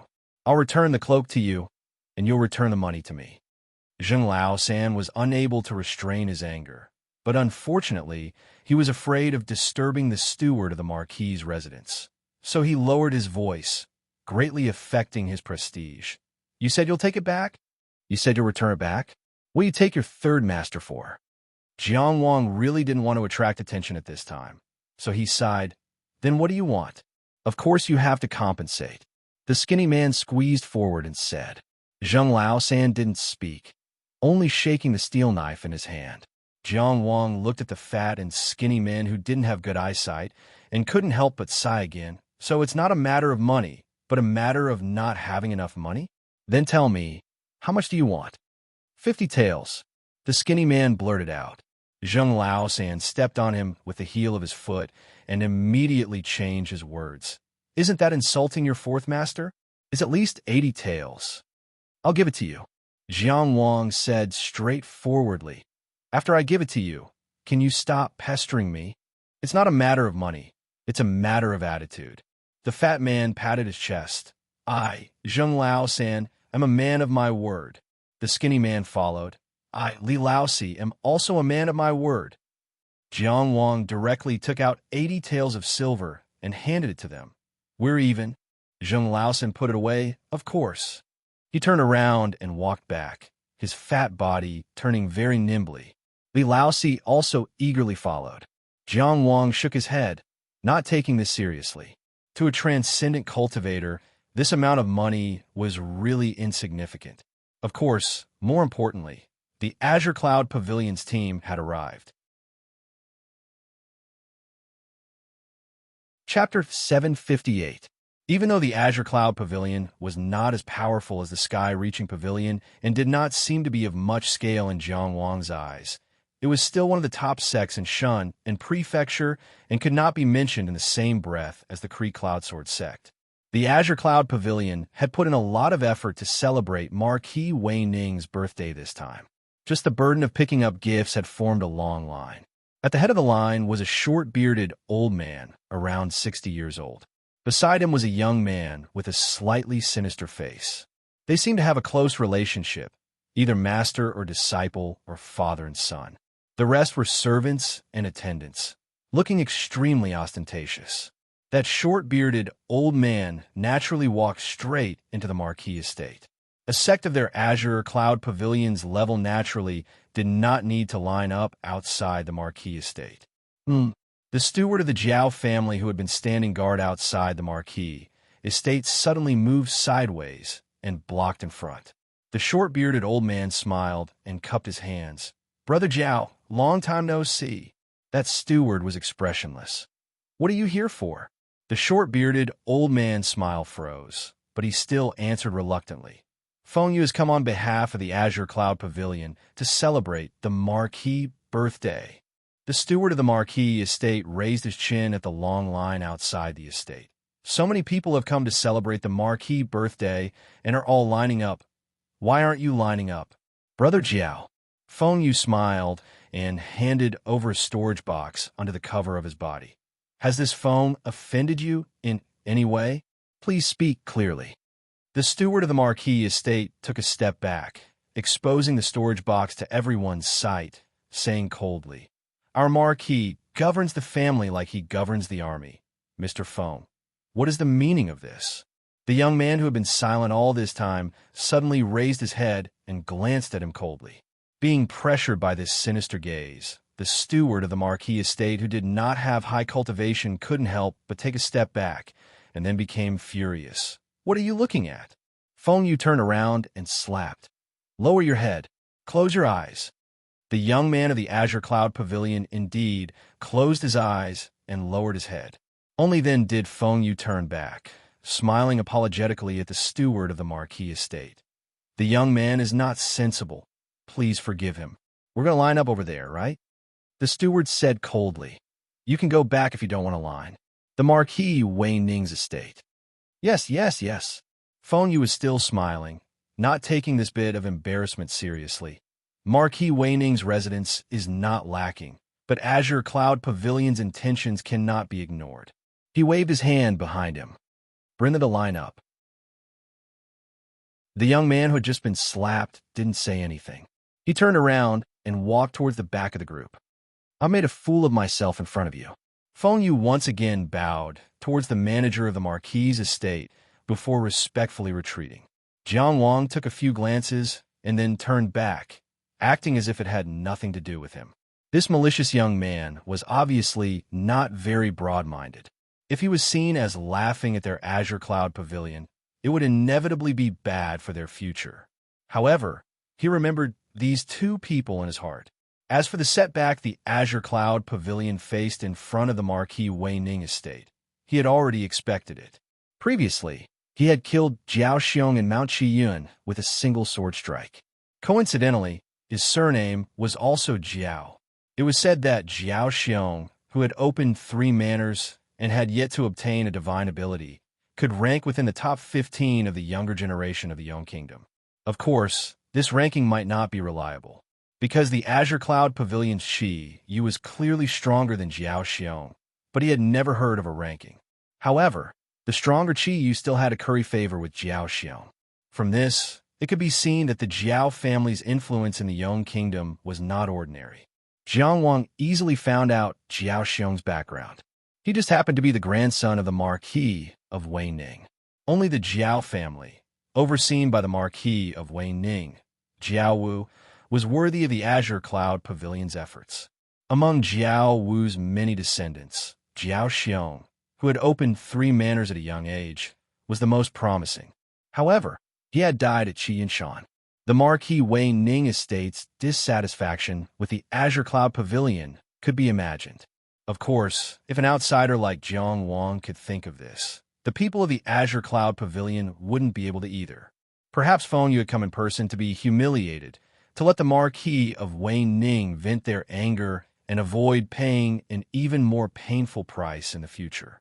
The long line finally finished moving before dusk. More than half of the people left after delivering their birthday gifts, not even having the qualifications to sit down. Jiang Wang's current status was, in any case, a transcendent cultivator. The Kree Cloud Sword sect had also come to make friends with him in the early years. As a result, he was invited into the Marquis estate and was given a seat. Of course, it was only at the outermost seating area. Only a few stewards were responsible for greeting them. The true members of the Jiao family wouldn't show their faces. Even the stewards didn't pay much attention to it. Jiang Wang casually found a place with few people and sat down. No one knew him, and he didn't need to know anyone. Not long after, Feng Yu and that malicious youth also walked into the outer courtyard under the guidance of the servants of the Marquis estate. Steward Jiao, who had previously conversed with Feng Yu outside the estate, was currently standing at the entrance to the courtyard, making arrangements for the welcoming and sending of visitors. He, Jiao Fu, was ranked second among the stewards of the Marquis of Wei Ning estate. He could represent the Jiao estate in handling many affairs. As a result, the Azure Cloud Pavilion's Feng Yu also had to call him Brother Jiao. He also had the confidence to speak bluntly to Feng Yu. Even if the Marquis of Wei Ning estate intended to slight a first-rate sect like the Azure Cloud Pavilion, they should still be welcomed into the inner courtyard. But at this moment, Steward Jiao swept a glance over them, and a feeling of annoyance suddenly arose in his heart. The main house had already instructed that if the people of the Azure Cloud Pavilion came, there was no need to give them any face. He could grasp the scale of the matter himself. Previously outside the Marquis estate, forcing the Azure Cloud Pavilion to line up with those nameless and insignificant people was a form of warning. Logically speaking, this should be enough. The rest still needed to be decided by the main house. But that young man from the Azure Cloud Pavilion, who didn't know what was good for him, actually dared to glare at him. Could it be that he thought that a mere Azure Cloud Pavilion could shake the Marquis of Wei Ning estate? They hadn't even atoned for their mistakes, yet they dared to have resentment towards the attitude of the Marquis of Wei Ning estate. You guys. Steward Jiao's annoyance came from his heart, and he pointed with his hand. Sit there. The direction of his finger was precisely the table that Jiang Wang was sitting at. The reason why there were so few people was precisely because no one wanted to sit there. In the entire courtyard, it was also the seat closest to the door and was the least valued. Generally speaking, it was also where the guests of the lowest status sat. Among the many choices in this instant, he chose the one that would embarrass the Azure Cloud Pavilion even more. The young man from the Azure Cloud Pavilion with a sinister face flew into a rage and took a step forward, but Feng Yu held him down with one hand. In this situation, Feng Yu still had a smile on his face. Feng Ming, sit properly, he said. The young man named Feng Ming gritted his teeth and walked over without a word, sitting down heavily beside Jiang Wang.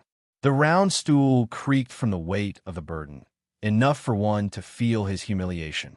Feng Yu himself cupped his hands towards Steward Jiao and said with a smile, "The guest will follow the host's wishes. Then this phone will disturb you." Those who didn't know would probably think that he was enjoying some kind of VIP treatment. Steward Jiao replied with a fake smile, while said, "Brother Jiao." Feng Yu looked left and right, then walked forward intimately. The Marquis estate status is very high. This Feng does not know etiquette and has some questions to ask. Would it be convenient? Jiao Fu looked at him, but didn't say yes or no, and turned to walk inside. Feng Yu gave Feng Ming a warning look, then followed behind. Jiang Wang's sitting posture was casual, and he nodded at the new friend sitting next to him, but only received a cold glance from Feng Ming. He only smiled, not minding at all. The plan progressed methodically, and everything was under control. Chapter 759. Astray was a very powerful supernatural power. Otherwise, it would not have become the strongest reliance of the mighty Lord Zhuang Chengxian. But it was also restricted by 2 points. One was cultivation, and the other was knowledge. Cultivation was easy to understand. Any supernatural power against an enemy would be restricted by the cultivation of both the caster and the receiver. No matter how strong Jiang Wang's samadhi fire was, it was not enough to support him in challenging a divine descent master. Unless the divine descent master stood still and did not set up any defenses, the samadhi fire would have a chance to succeed. When he killed Hai Zoming, who was at the peak of the outer tower but had no supernatural powers, he also targeted him. He broke the 4 divisions with his sword and sealed off the Starlight Tower. He first broke the dragon imprisoning rope, then used the air-frozen bead to disintegrate his protective Dao technique. Finally, the Samadhi fire burst out in full force and burned the defenseless Hai Zhongming to ashes.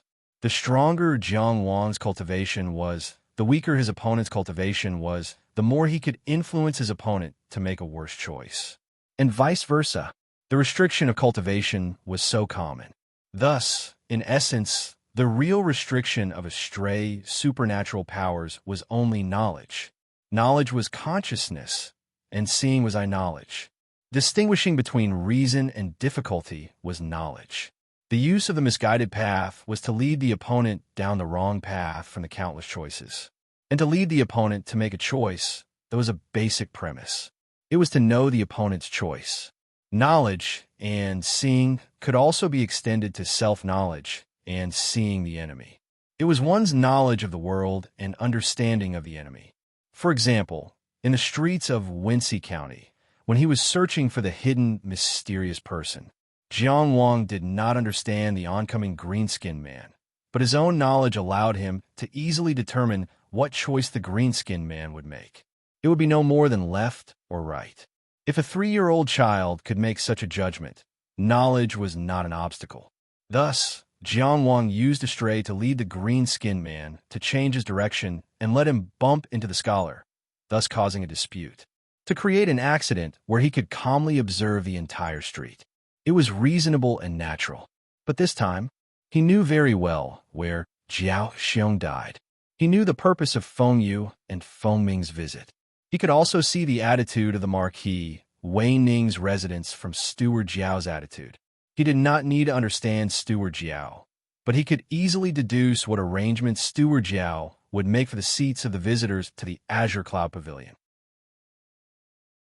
Jiang Wang only used his supernatural power to make Steward Jiao make a more targeted choice, to let the people of the Green Cloud Pavilion sit at the end of the row.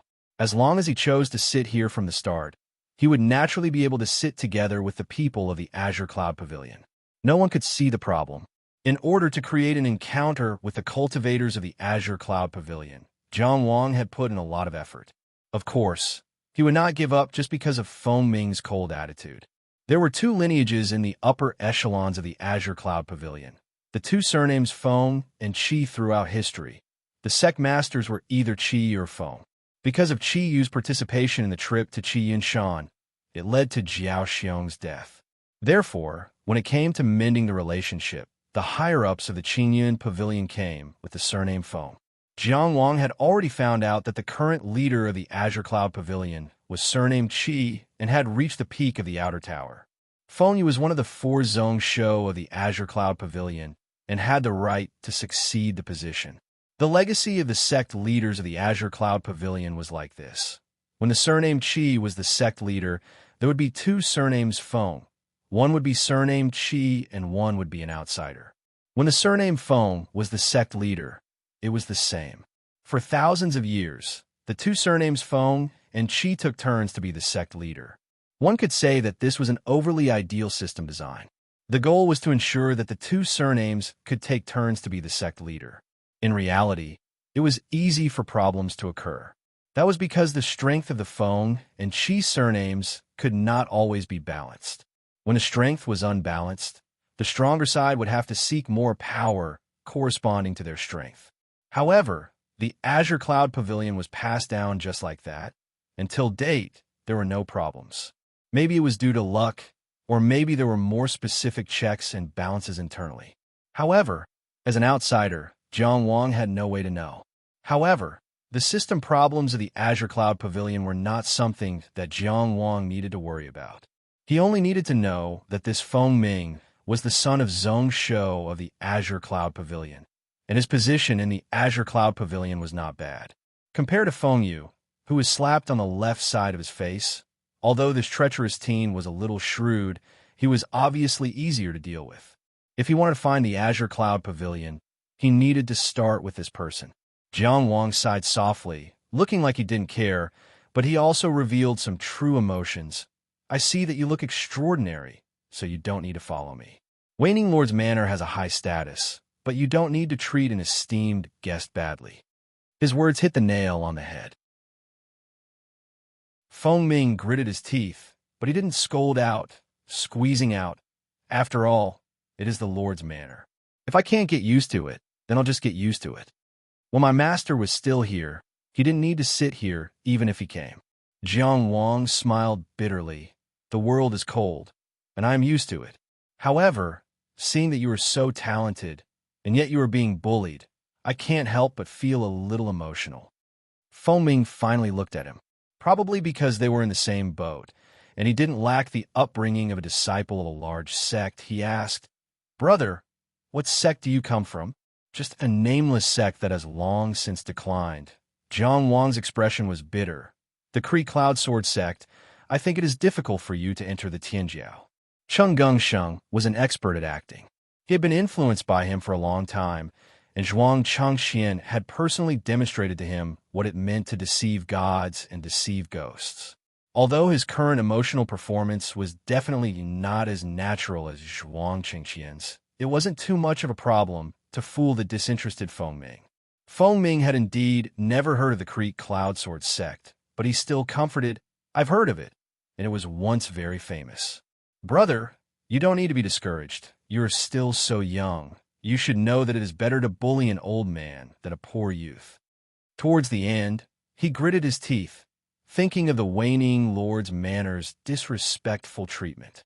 "Brother, a person like you is naturally qualified to say such words." Jiang Wang echoed bitterly, and then he roused his spirits. "I forgot to introduce myself to brother. I'm Yusonghai of Stream, Cloud Sword Sect. It's my fortune to be able to meet such a figure like brother today. Pardon my rudeness. I would like to borrow a cup of wine from the manor to toast brother." Finished speaking, he raised the wine cup and drained it in one gulp. Understanding the affairs of the world is cultivation, and understanding one's thoughts is resources. After experiencing so much and seeing so much, Jiang Wang also slowly gained his own understanding of human nature. Feng Ming's current state, after being humiliated by the waning Lord's Manor and suppressed by Feng Yu time and time again, was precisely what he needed to be acknowledged and encouraged to regain his self-esteem. Jiang Wang said that he was talented, but said that he was a Qianjiao, constantly belittling himself and praising the other. This was exactly what he liked. Disdain was one choice, and dealing with it was another. Under the influence of the wrong path, the former naturally didn't exist. Feng Ming raised the wine cup and took a sip. "It is fate that we met. I am Feng Ming." Chapter 760.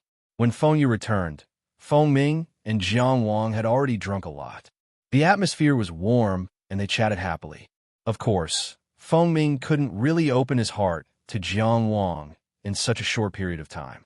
It was just a formality, and there was no lack of drinking to drown his sorrows. "Brother Yu, let me tell you, these bullsh *T marquee." Feng Ming put his arm around Jiang Wang's shoulder and occasionally said a few words from his heart. "Cough." Feng Yu coughed and stopped him from venting. Feng Ming was obviously very obedient under his father's control. He immediately stopped and sat back down. Perhaps to avoid awkwardness, he introduced Yu Songhai to his father. "This is brother Yu Songhai. He's a friend I just met." Feng Yu nodded and brushed it off. "Let's go," he said. "Follow me in." Feng Yu and his son came to represent the Azure Cloud Pavilion to mend their relationship with Marquis Wei Ning's residence. Naturally, they couldn't just sit on the cold bench and leave. Just now, he had tried to build a relationship with Steward Jiao. It was unknown how many benefits he had promised him in private, but Steward Jiao had obviously relented. At least they could sit in the inner courtyard now. "I'm not going." Feng Ming suppressed his anger. "I'm free here." Feng Yu had already turned around, leaving only one sentence. "Don't dawdle." He really didn't spoil this son of his at all. Feng Ming was a little embarrassed in front of his new friend.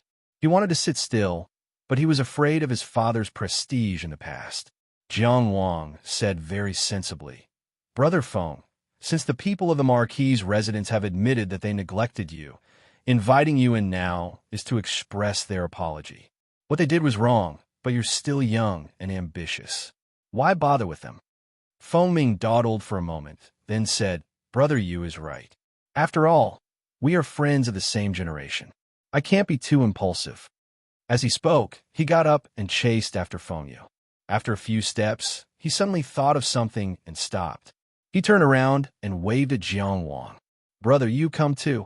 Perhaps he wanted to show off in front of his new friend, or perhaps he felt that Yu Songhai was quite sensible and wanted to bring him to see the world. In any case, young Master Feng Ming extended a hand of friendship at this moment.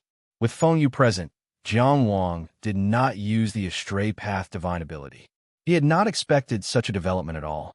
His original intention was to get acquainted with Feng Ming first, and then find an opportunity to interact with him in Wenxi County.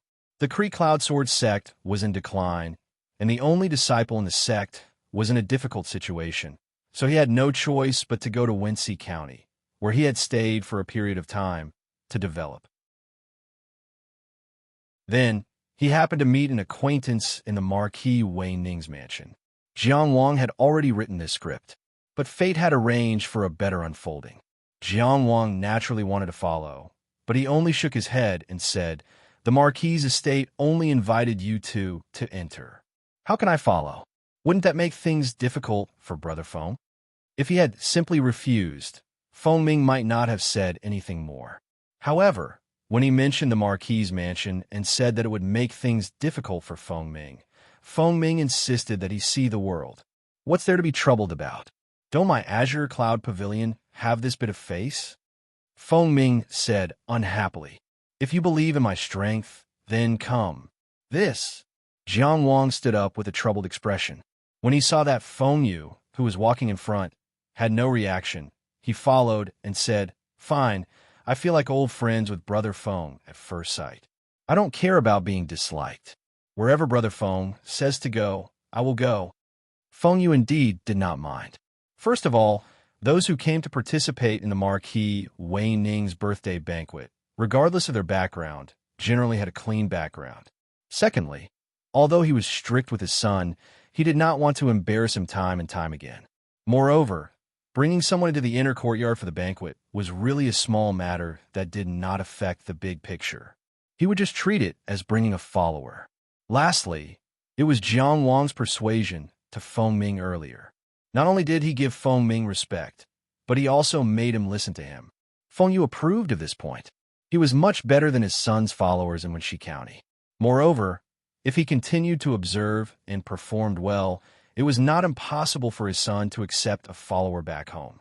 Jiang Wang very dutifully walked behind Feng Ming, following the Feng father and son through the arched door, through the long corridor, and into another courtyard of the Marquis Wei Ning's residence. Compared to the outer courtyard, this place was indeed much more imposing. First of all, the outer courtyard was illuminated by hanging lanterns. In an ordinary household, it was naturally considered wealthy. However, compared to the inner courtyard, it was far inferior. At first glance, the inner courtyard looked like a curtain with stars and moon hanging low, as if one could reach out and pluck them. Upon closer inspection, the stars and moon, as well as the entire dome of the night sky, were all creations and not real. It was unknown what kind of jewel was used to carve the stars and moon, but it only illuminated the entire courtyard clearly. The light was very gentle and did not make one feel that it was too dazzling. Not to mention the table full of delicacies that one could not name. From time to time, graceful maids would carry plates of food to and fro. A plate of delicacies would often be replaced after a few bites. The kingdom of Yong had just lost the war and had lost territory and people. The monarch, Han Su, was in the midst of reforming the court and was at a critical juncture. However, Marquis Wei Ning was still living such a luxurious life. The amount of money spent on such a birthday banquet was definitely not something that could be measured in gold and silver. It was unknown if the 10,000 yuan stones in the transcendent realm were enough. Of course, the birthday gifts that Marquis Wei Ning Jiaowu received were more than enough to make up for the expenses. Just Jiang Wang himself had to offer a gift worth 30 yuan stones to be able to sit in the outer courtyard. The The value of the boxes of gifts from the Azure Cloud Pavilion did not need to be mentioned. Even among the many guests, the Azure Cloud Pavilion was not the most extravagant.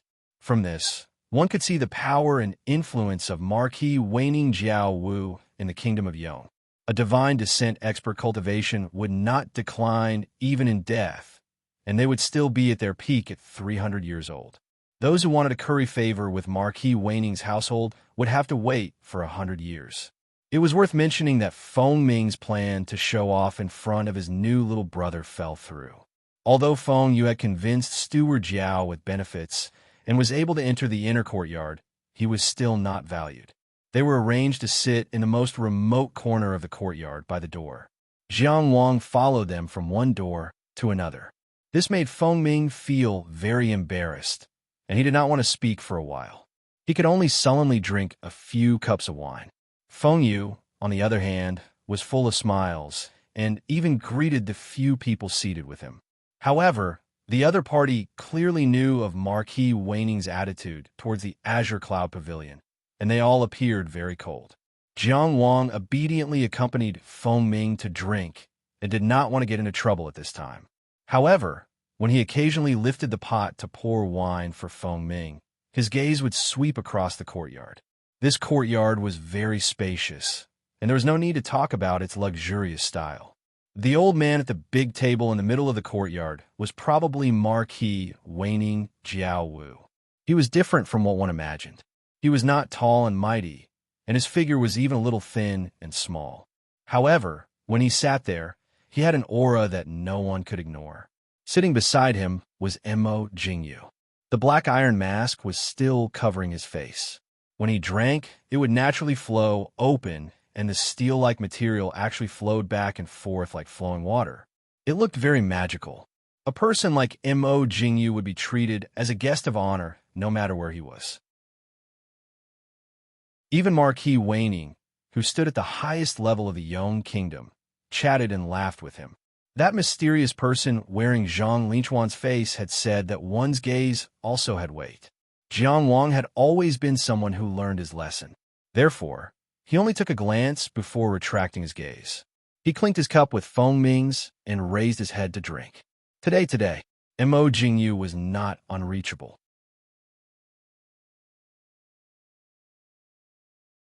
Chapter 761. Jiang Wang had opened 2 houses and obtained 2 abilities. He had a chance to reach the Tianfu realm. He also had the secret technique of the 7-star Saint House, so he had the right to say that God's descent wasn't out of reach.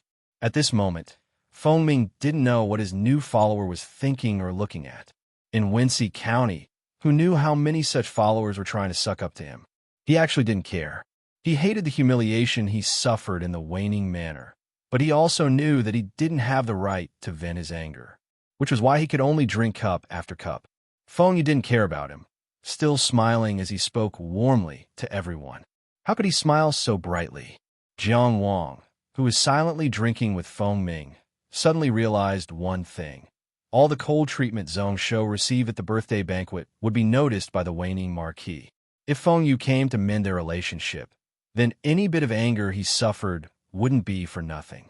The more passionate he was, and the more he was ignored, the better it would be for him to vent his anger. Jiang Wang reminded himself that this was a cunning old fox. When facing him, he had to be really careful. If he wanted to successfully sneak into the Green Cloud Pavilion and get the lost building of the Cloud Top Celestial Palace, he couldn't reveal anything in front of this person. Just as they were drinking, a voice sounded out from outside. The martial arts Marquis has come to congratulate. The guests were in an uproar. Many people came to congratulate the waning Marquis for his 300th birthday, but none of them had such power. Even a Mahist faction genius Mo Jingyu couldn't compare. Who didn't know that the martial arts Marquis, Xue Mingyi, was the most trusted official of the Yong Emperor? A single kingdom war had turned the situation of the Yong Kingdom upside down. 1 duke and 8 marquises of Yong. Duking Beigong was undoubtedly the top person before and after. This was determined by his past achievements and his powerful strength. However, the rankings of the 8 marquises were different. In Han Yin's era, Although Marquis Xue Mingyi was talented, as the youngest of the 8 marquises, he had always been regarded as a rising star. The court generally thought that he was a little immature, and his status among the 8 marquises was at the bottom. As for the Marquis of Weining, Jiao Wu, he was a veteran Xinhuang expert who had operated in both the Yong military and government for many years. His strength and prestige were high, and he was considered one of the upper echelons of the 8 marquises. Now that Han Yin was dead, Han Su was in charge. On the day of Han Yin's death, the Marquis of Wugong, Xue Mingyi, immediately took command of the Imperial Guard. He slaughtered his way through Heaven's Mandate Manor, causing heads to roll and blood to wash over the Yong Palace, forcefully suppressing the situation. After that, he personally entered the lawn and manor and faced the Water Lord of Qingjiang, Song Hengjiang. In the end, they joined forces with the Duke of Ing, Bei Gongyu, to drive the Zhuang-Luo alliance out of the Yong border. Although Bei Gongyu was given the highest credit in this battle, anyone with a discerning eye could see that Bei Gongyu's support for Han Su was not firm enough. As the only Duke of Yong, his position was still unshakable. However, Xue Mingyi's rise was also unstoppable. Although he had also participated in Zhuangyang's war, the Marquis of Weining, Jiao Wu's performance was relatively lackluster. He led 3 Xinhuang marquises, but he was unable to kill Du Ruhui. It was inevitable that there would be voices saying that the 4 marquises had not done their best, that they had enjoyed themselves for too long, that they had lost their fighting spirit and were unwilling to risk their lives for the sake of the state.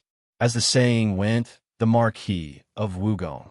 Although the current Marquis of Wugong was not ranked first among the marquises, he was on par with the Marquis of Chengde, Liang. When someone rose, someone fell. As a matter of course, the Marquis of Weining's momentum slowly declined. Jiao Wu's birthday banquet this time was so grand that he even used some unknown method to invite Mo Jingyu over.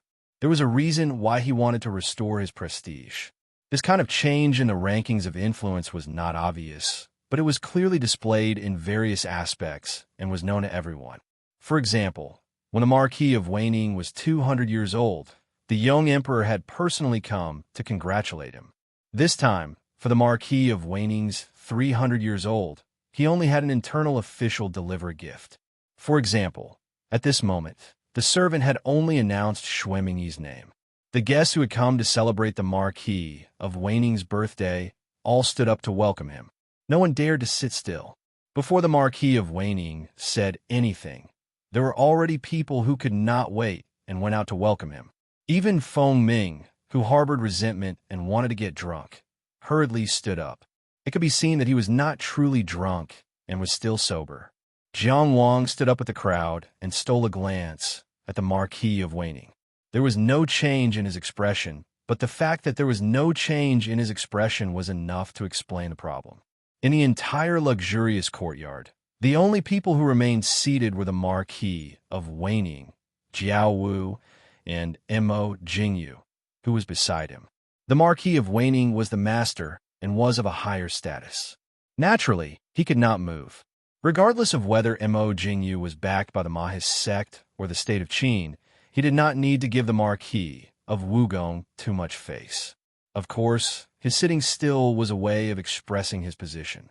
It was his support for the Marquis of Weining. He did not need to do so. Even if he stood up to welcome him, no one would think that he was flattering. They would only think that he was well-mannered. He did not need to offend anyone, but he still did so. The complicated meaning behind this was something that one could not help but think about. His military boots stepped on the ground as the handsome Marquis of Wushuang strode into the courtyard. He was wearing armor and had a smile on his face. Elder Jiao's 300th birthday is such an important day. I hope you can forgive me for being late. You are not late since you are here. On the other hand, I am entertaining an important guest and cannot come out to welcome you. I hope Marquis Xue will not mind. Jiao Wu sat the main seat and extended his right hand. Please sit here. Someone had already given up the seat on the right of Jiao Wu and waited for Xue Mingyi to sit. Mo Jingyu sat on the left of Jiao Wu and did not speak. Elder Jiao must be joking. If he came out to welcome me, how would I dare to sit? Xuemingyi walked straight to the main table. He walked to the seat that was specially left empty for him, but did not sit down. He raised his eyes to look at the sky, at the stars and moon carved out of pearls, and then at the fine wine and delicacies in the courtyard. He did not speak for a while. Jiao Wu was not afraid of anything. His current position was obtained by fighting with his blade and spear. He deserved all the pleasures he enjoyed. Even if Han Yin was revived, he would not be able to say anything, not to mention Xuemingyi, who was on the same level as him. What? Jiao Wu looked at him, who did not sit down. Marquis Xue, what advice do you have? How would I dare? Xuemingyi turned his head and smiled. I just feel that it is a little embarrassing for me to come empty-handed in such a grand place. You are an important person. When you come, you are an important guest. When you sit, you are an important guest. Why do you need an external gift? Emojing, you spoke at this time. His voice passed through the black iron mask and had a dry and unreal feeling. Please take a seat. Xuemingyi looked at him, as if waiting for him to speak. He smiled slightly. The MO family expert has praised me so much. All the more I should not have come empty-handed. Fortunately, I am prepared, and the Xue family is not a rude family. At this point, his gaze turned back to Jiao Wu, and he said, Bring him up. As he finished, the courtyard door opened. 4 armored soldiers carried a person who was tied up and walked into the courtyard. Their footsteps were firm, and their armor clanged. It was as if they were marching, as if they were charging. Thus, the entire place was in an uproar.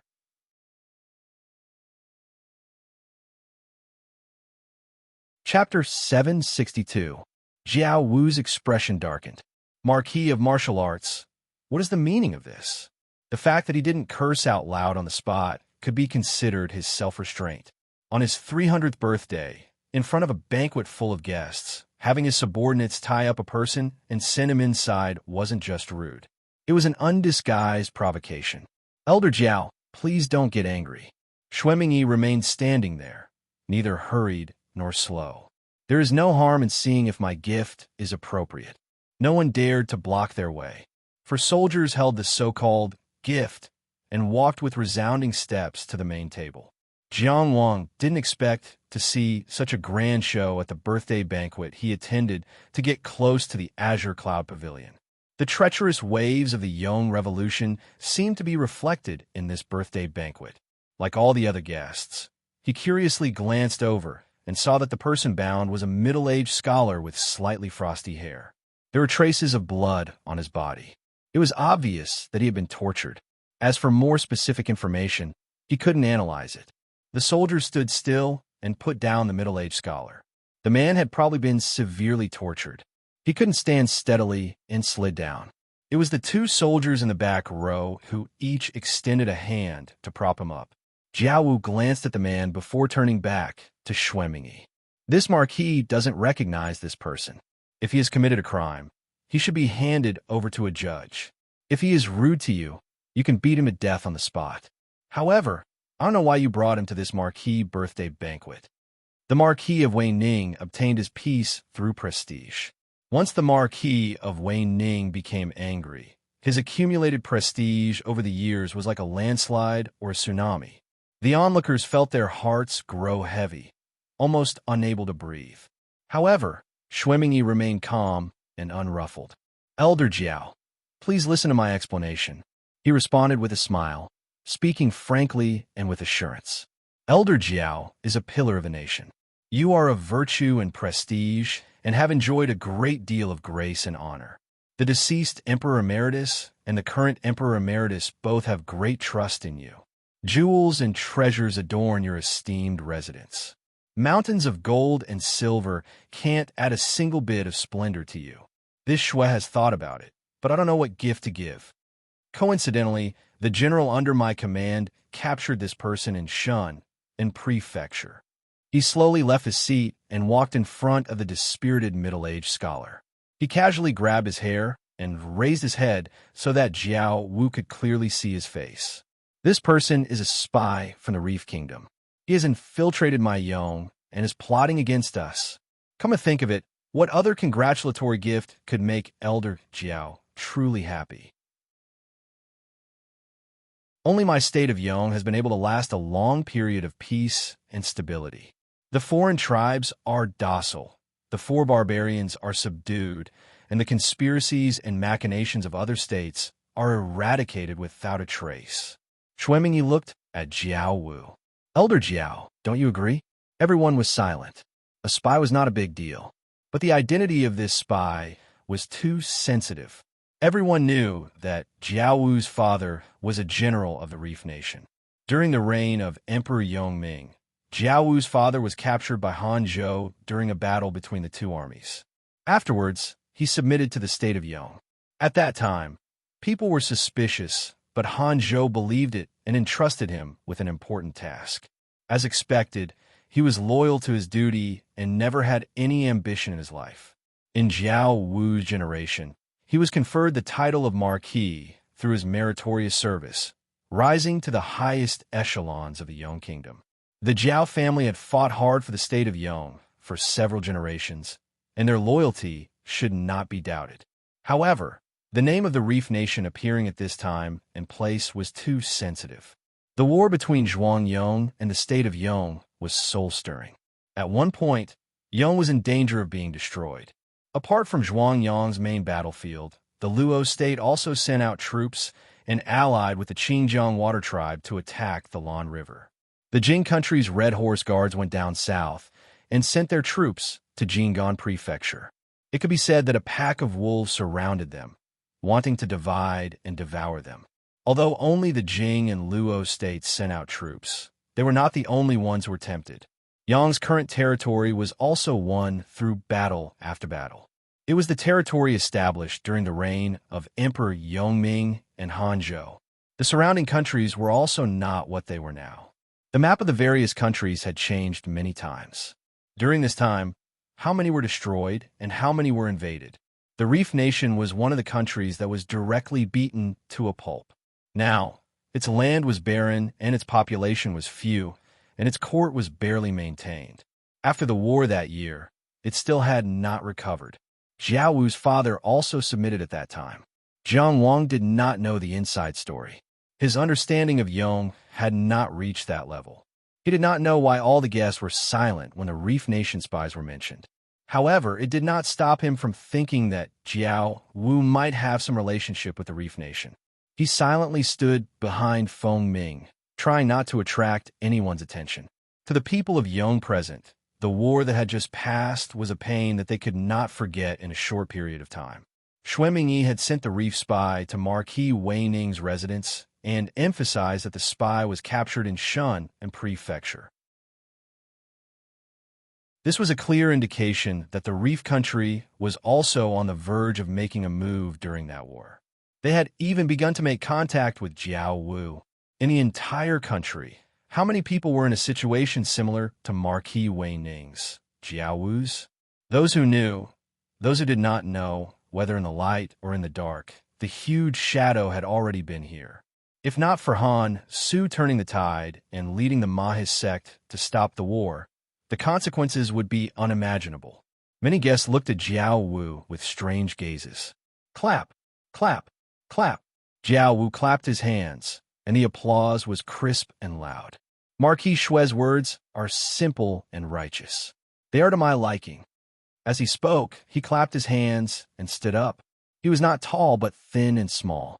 However, when he stood up, he was like a towering mountain peak, lofty, majestic, and unshakable.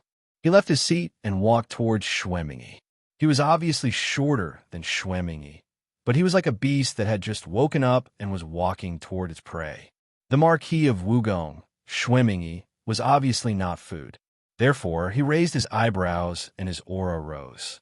He was high-spirited and sharp, and he was not at a disadvantage against Jiao Wu. All the guests in the courtyard were on tenterhooks. They did not know what to do if the situation escalated. On the other hand, Emo Jingyu remained seated, silently watching everything unfold in front of him without any action. Xuemingyi and Jiao Wu were at loggerheads with each other. At this moment, when the two marquises of Yong were at loggerheads with swords drawn, if he were to do anything, it would cross Han Su's bottom line. When that time came, the Yong court would not tolerate him. The higher-ups of the Mahis sect who supported Han Su would also not tolerate him. Would they fight? Feng Ming's breathing became heavier. He clearly hoped that Jiao Wu, who had humiliated him, would be taught a lesson. Although Jiao Wu might not know who he was and had never paid attention to a junior like him. However, Feng Yu's expression did not change. He even took a sip of wine. Jiang Wang understood that Feng Yu's judgment was the same as his. No matter what, Xue Mingyi and Jiao Wu would not fight on spot. However, he gripped his wine cup tightly and appeared to be very nervous. A qualified follower should be smart, but not overly smart. Jiao Wu finally walked in front of Xue Mingyi and faced him. Everyone's gazes and emotions were drawn to them. Under everyone's gazes, Jiao Wu said to Xue Mingyi, "Let me interrogate him. How about it?" Without waiting for Xue Mingyi's reply, he continued, "Please tell His Majesty, if Shi Hong has any intentions of overstepping his authority, although I am old, I am willing to lead the army and take his head in front of you." Shi Hong was the current Reef Lord.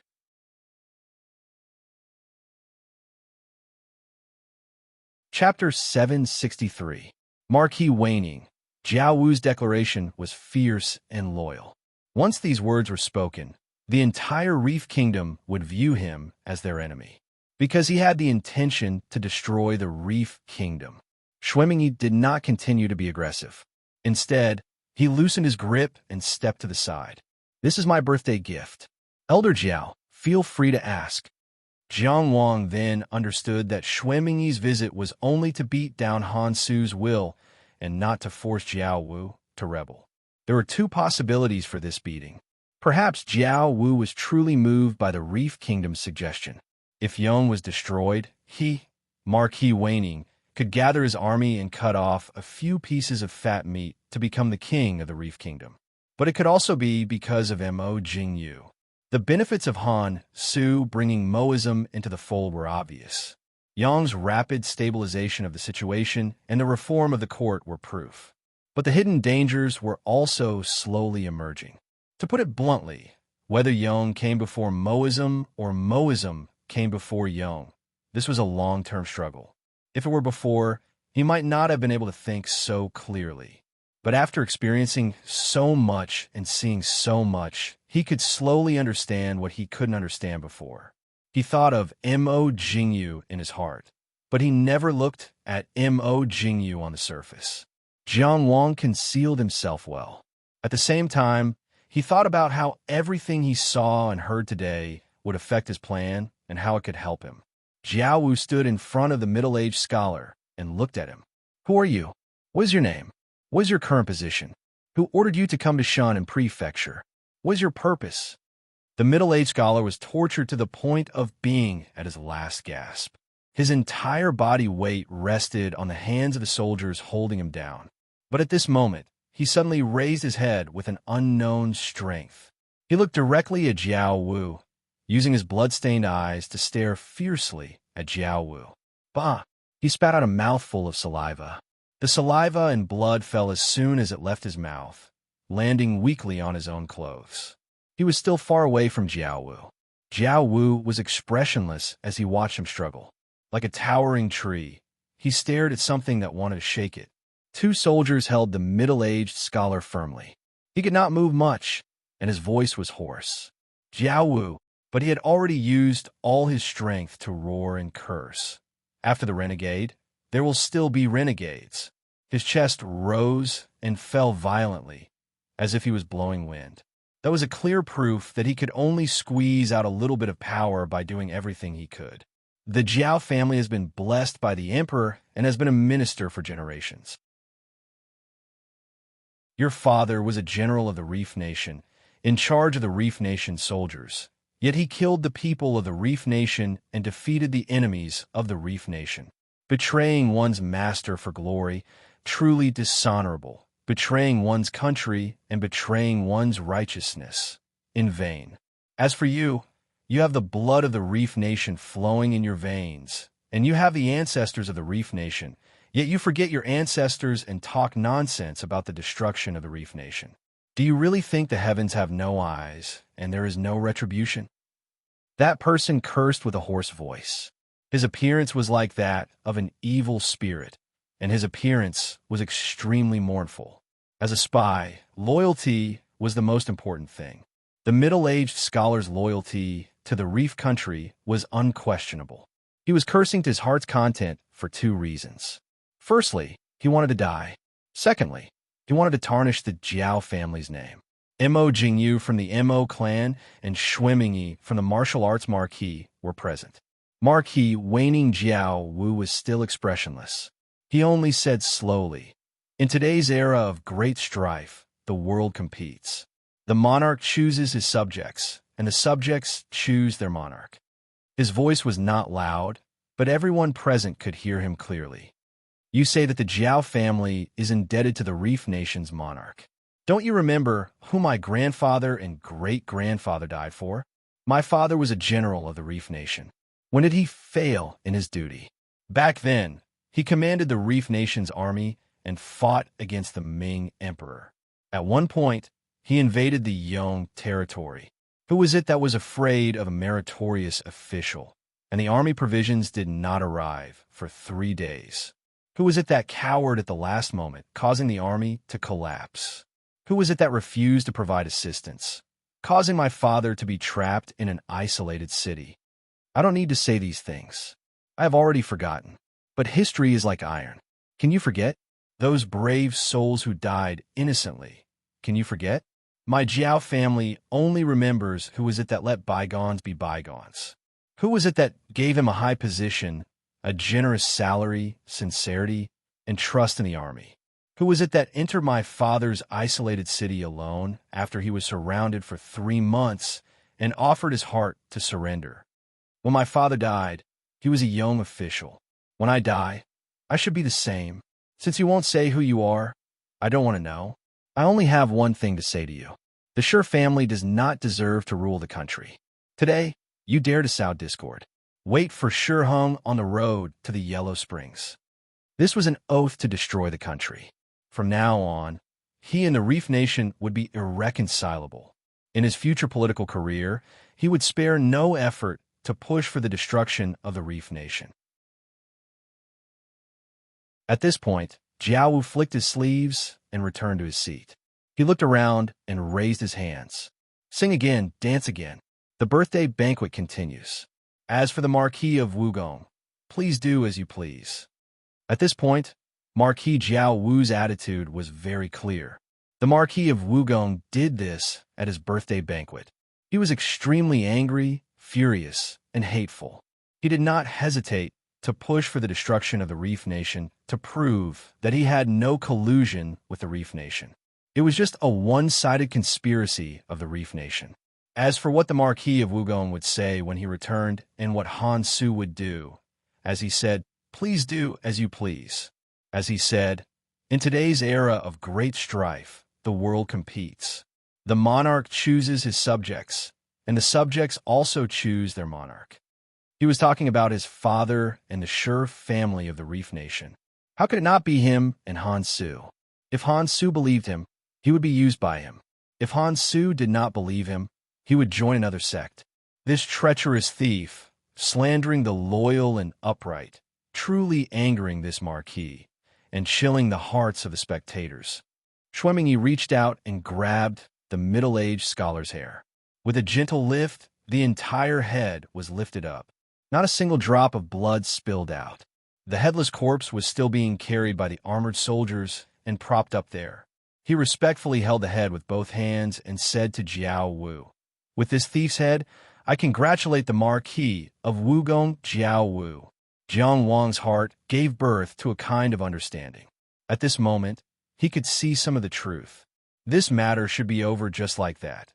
The Reef Nation scholar was naturally a loyal and patriotic person, but Jiao Wu's father, who he scolded, was definitely not a treacherous person. The real world was not black or white. Many times, there was no right or wrong, only a standpoint. And the conversation between Jiao Wu and the Reef Nation scholar just now showed that Emperor Yongming was, of course, a wise ruler. At that time, the Reef Lord was naturally muddle-headed. Jiao Wu's father, perhaps, was a true loyal subject. But Jiao Wu might not be.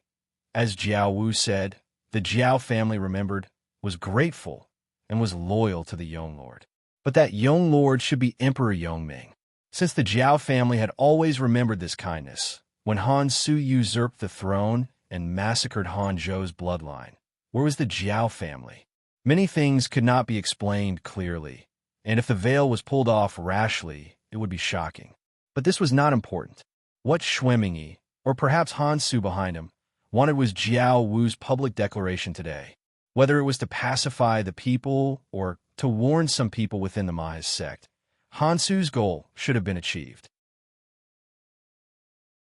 If nothing unexpected happened during this period of time, one duke and 8 marquises of Yong would successively declare their positions in various ways to consolidate Han Su's power and position.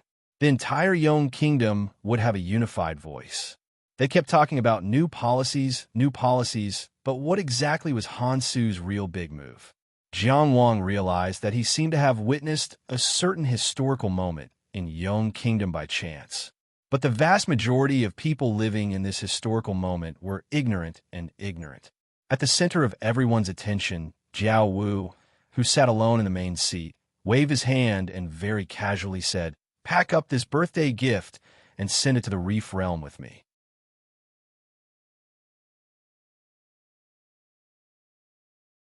Chapter 764. Jiao Wu wanted his men to send the head of the Reef Country spy back to the Reef Country. He was determined to draw a line with the Reef Country and leave no room for negotiation. Thus, they cleaned up, sang, and danced. Wugong Marquis Xuemingyi didn't cause any more trouble, smiling as he sat beside Jiao Wu. His goal had been achieved, and he had no reason not to be calm. Wearing a mask, no one could see his expression. However, he didn't speak much during the feast. The conflict between the three of them affected the emotions of all the guests. After this, no one was able to relax. Even Feng Ming, who was unhappy, didn't touch his wine cup anymore. Halfway through the feast, Mo Jingyu said goodbye and left. Xuemingyi waited until Mo Jingyu left before saying goodbye to Jiao Wu. After the two of them left, Jiao Wu didn't need to force himself to stay here, saying that he was tired and directly leaving. After all, people like them didn't need to be too close to the people. The remaining guests were noisy for a while, but after being affected by what happened, they couldn't raise their spirits and slowly turned cold. Everyone was thinking about the influence of the future, but in the end, most of them could only wait for the future and be influenced. When the song was about to end and the crowd was about to leave, a servant of the Marquis Manor came to Feng Yu's side and whispered something into his ear. Feng Yu smiled, then calmly stood up and left with him. It was probably because Zhongsho's willingness to be bullied had moved Marquis Waning, or maybe Marquis Wugong's visit had caused them to put down their arrogance. Anyways, Waning Marquis Manor gave Qingyun Pavilion a chance to repair their relationship. With Feng Yu's shrewdness, there was no chance of him messing up this matter. With that, the goal of Feng Yu and his son could be said to have been achieved. They were housed in the Qingyun Pavilion in Shun and Prefecture, repairing their relationship with the only marquis in Shun and Prefecture. This contribution would be of great help to Feng Yu when he tried to become the next sect leader. Jiang Wang was attentively talking to Feng Ming. He hoped to use this young master's relationship to sneak into the Qingyun Pavilion. Based on his experience with the Ethereal Hall, the lost building of the cloud-top celestial palace should exist in a hidden way, which was why it wasn't stolen. And the location of its existence should be very important, possibly with great symbolic significance. This way, it would not be easily lost during the sex migration. The Ethereal Palace was moved from Zhuangdi to Chung Country, but the lost building of the cloud-top Immortal Palace still existed. Back when he was at Qian Mountain, he had thought of a problem. Qian Mountain's entry criteria were so strict that only the Azure Cloud Pavilion, the Ethereal Palace, the High Heaven Pavilion, and the Wandering Cloud Elder could open it. Since the late ancient era, the world had changed. Before the Cloud-top Immortal Palace chose its successor, how could they ensure that the four sides could continue to exist? Apart from Old Cloud Traveler, The other three forces were almost equal in strength at the beginning. But now, High Heaven Pavilion was the only one that could compete with the surrounding forces. For example, the Ethereal Palace was first crippled by Zhuang Chengxian, then fell into a dispute in the Cheng country. Later, it was reluctantly subdued by the Chu country's Dou clan, and finally fell into the control of Jiangwang. If any of them were unlucky, the Ethereal Palace could very well be destroyed. So what was it that ensured the continuation of the legacy? At first, Jiangwang thought that Yi Lingxiao was secretly balancing everything in preparation for Yi Qingyu to take over the cloud-top Immortal Palace.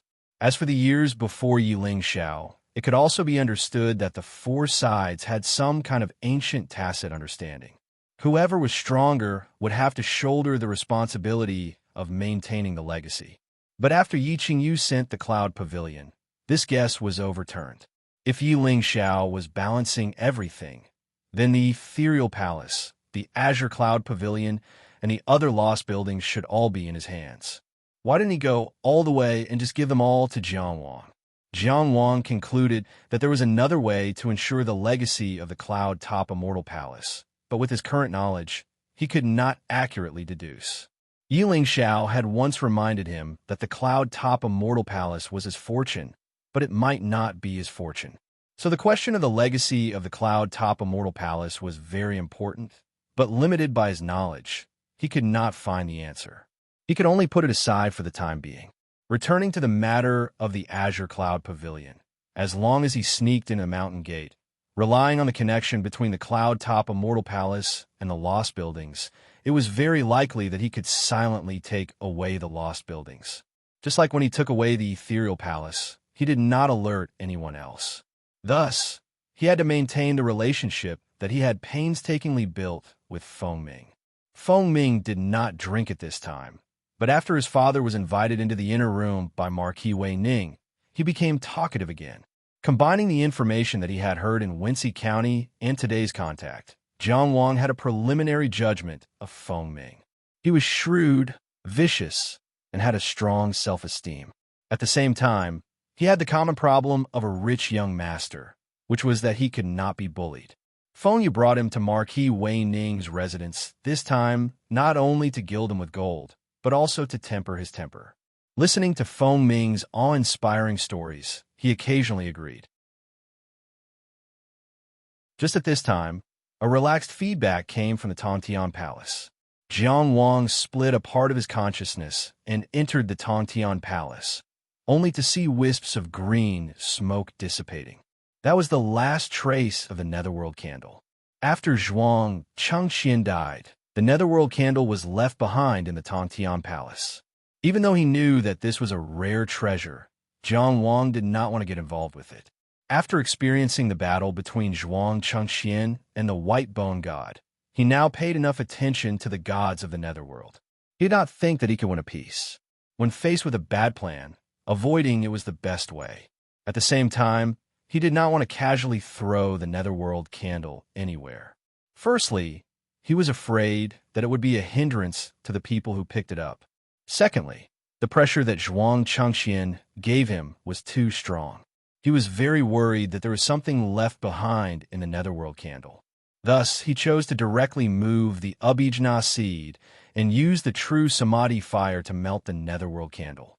Whether or not Zhuang Chengxian had left something behind, the Netherworld candle would be burned into smoke and nothing would be left.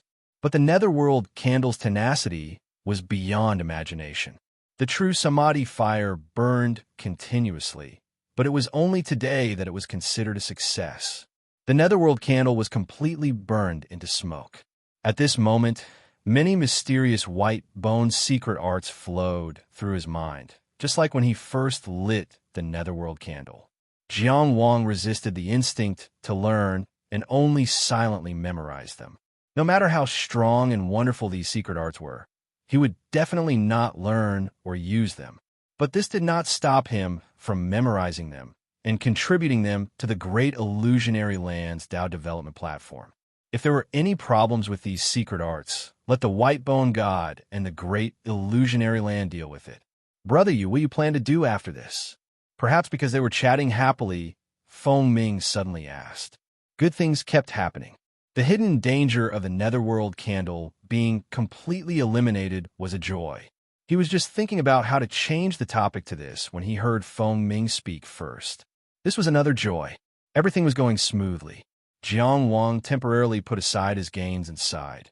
Ever since Master passed away, I've always felt at a loss about the path ahead. Brother Feng, I really have not thought about it. In the second inner mansion, the black and white Abhijna seed spun. The power from the Abhijna was guiding the direction. Feng Ming nodded. So it's like this. Then he actually changed the topic.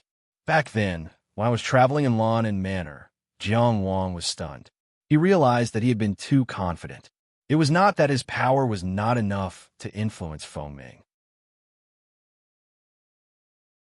It was that in Feng Ming's choice, the choice of taking Yu Songhai and did not exist. Without enough knowledge, the wrong path would not work.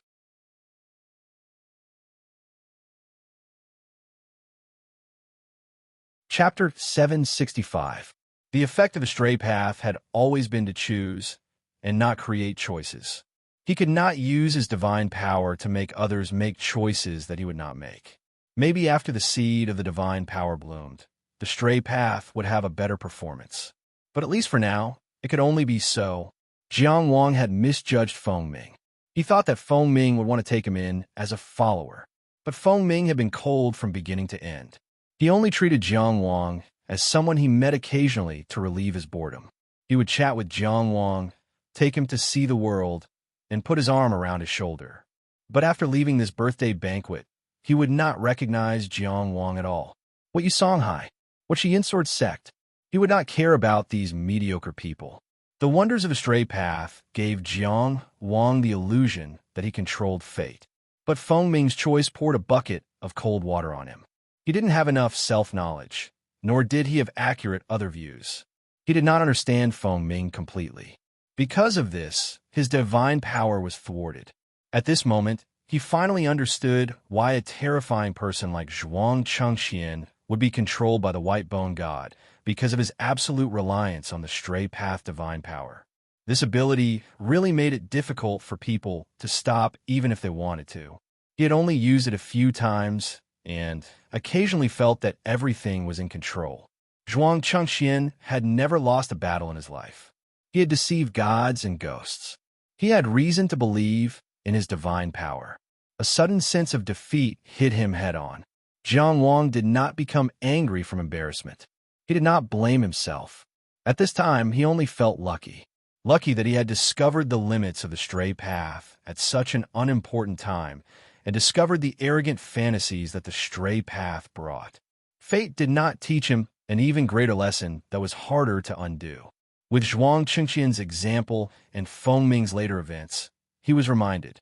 He reminded himself to use the stray path divine power with a more correct attitude. Yes, Jiang Wang agreed with a smile. Brother Feng's experiences are truly spectacular. This little brother is moved. You are truly an extraordinary person who does extraordinary things. He lowered his attitude and also lowered his expectations. His initial plan was just to get acquainted with Feng Ming today. There was no need to rush things. Under Jiang Wang's deliberate pandering, the two of them naturally had a good chat. The guests in the courtyard gradually began to leave. At their table, only Jiang Wang and Feng Ming remained. Feng Ming was waiting for his father, while Jiang Wang was trying to protect this relationship that he had worked so hard to build. As they chatted, they were both anxious. However, after waiting for a long time, Feng Yu still did not come out. After a while, seeing that most of the guests had left, Feng Ming finally couldn't hold back anymore. He stood up and stopped a servant of the Marquis's estate. May I trouble you to ask why my father hasn't come out yet? The man shook his head. I'm just a servant. I don't know who your father is, so I can't go inside. The ominous feeling in Feng Ming's heart grew stronger and stronger. Somewhat impatiently, he passed through the banquet and walked straight into the inner room. However, a figure suddenly appeared in front of him. The steward Jiao from before looked at him expressionlessly. What are you doing? Uncle Jiao. Feng Ming didn't care whether he was humiliated or not. He lowered his head and bowed. My father has been summoned to the inner room for a discussion. Why hasn't he come out yet? Your father, Steward Jiao said in surprise. When did anyone summon him to the inner room? It's the Marquis's estate. Feng Ming looked around. Where could he find a servant who had let his father in? He gritted his teeth so hard that they almost broke. However, he could only lower his stance and say, Uncle, please don't joke with me. I'm just worried about my father. Steward Jiao had already restrained his expression. He looked at him coldly. Who do you think you are? This old man is already so old. Do I need to joke with you? Something had happened to Feng Yu. The moment he thought of this, Feng Ming's legs almost turned to jelly. He gritted his teeth and was about to say something vicious when Jiang Wang walked behind him and pressed his shoulder. After all, he wasn't completely brainless. After a few moments of silence, he suppressed his turbulent emotions and turned around. Jiang Wang followed behind him. The two of them walked out of Marquis Wei Ning's estate. No one stopped them along the way. Marquis Wei Ning's estate was on the outskirts of Tongyi County. After walking out of the estate, there was a well-maintained straight road that connected to the main road in the distance. Bright lanterns were hung in front of the estate. The moon was bright outside and the stars were shining brightly. Scattered horse carriages gradually moved away on the straight road. After leaving the estate, Feng Ming finally couldn't hold back anymore. He fiercely punched a tree on the side of the road. What Marquis Wei Ning's estate? Is this a bandit's nest? We've accepted the gift and paid for the crime, but we still detained him. He was extremely angry. In reality, it was also because something had happened to his father, whom he had always relied on. This caused him to lose his composure. We didn't ask Qi and Shan to go. It was that Jiao Xiong who insisted on going. Who's to blame now that something has happened? Didn't Senior Qi also get into trouble? Who can we blame? Jiang Wang followed beside him. After he vented for a while, he said, Right now, your father has only been detained. Nothing has happened yet. Brother Feng, please calm down. The reason was simple. If something had happened to Feng Yu, the Marquis Wei Ning's estate wouldn't let Feng Ming leave. Feng Ming was furious. This old monkey, what does he want to do? Jiao Wu's body was indeed small and thin like a monkey, but no one would dare to call him an old monkey. At this moment, Feng Ming had lost his composure. Jiang Wang silently adjusted his understanding of the relationship between Feng Yu and Feng Ming. He then asked, Brother Feng, do you think that your sect will step out for this matter? Feng Ming also knew that being angry was useless. He took in a deep breath and tried to calm himself down before saying, They will definitely step out. After all, my father is Zhong Shou and is the face of the Green Cloud Pavilion.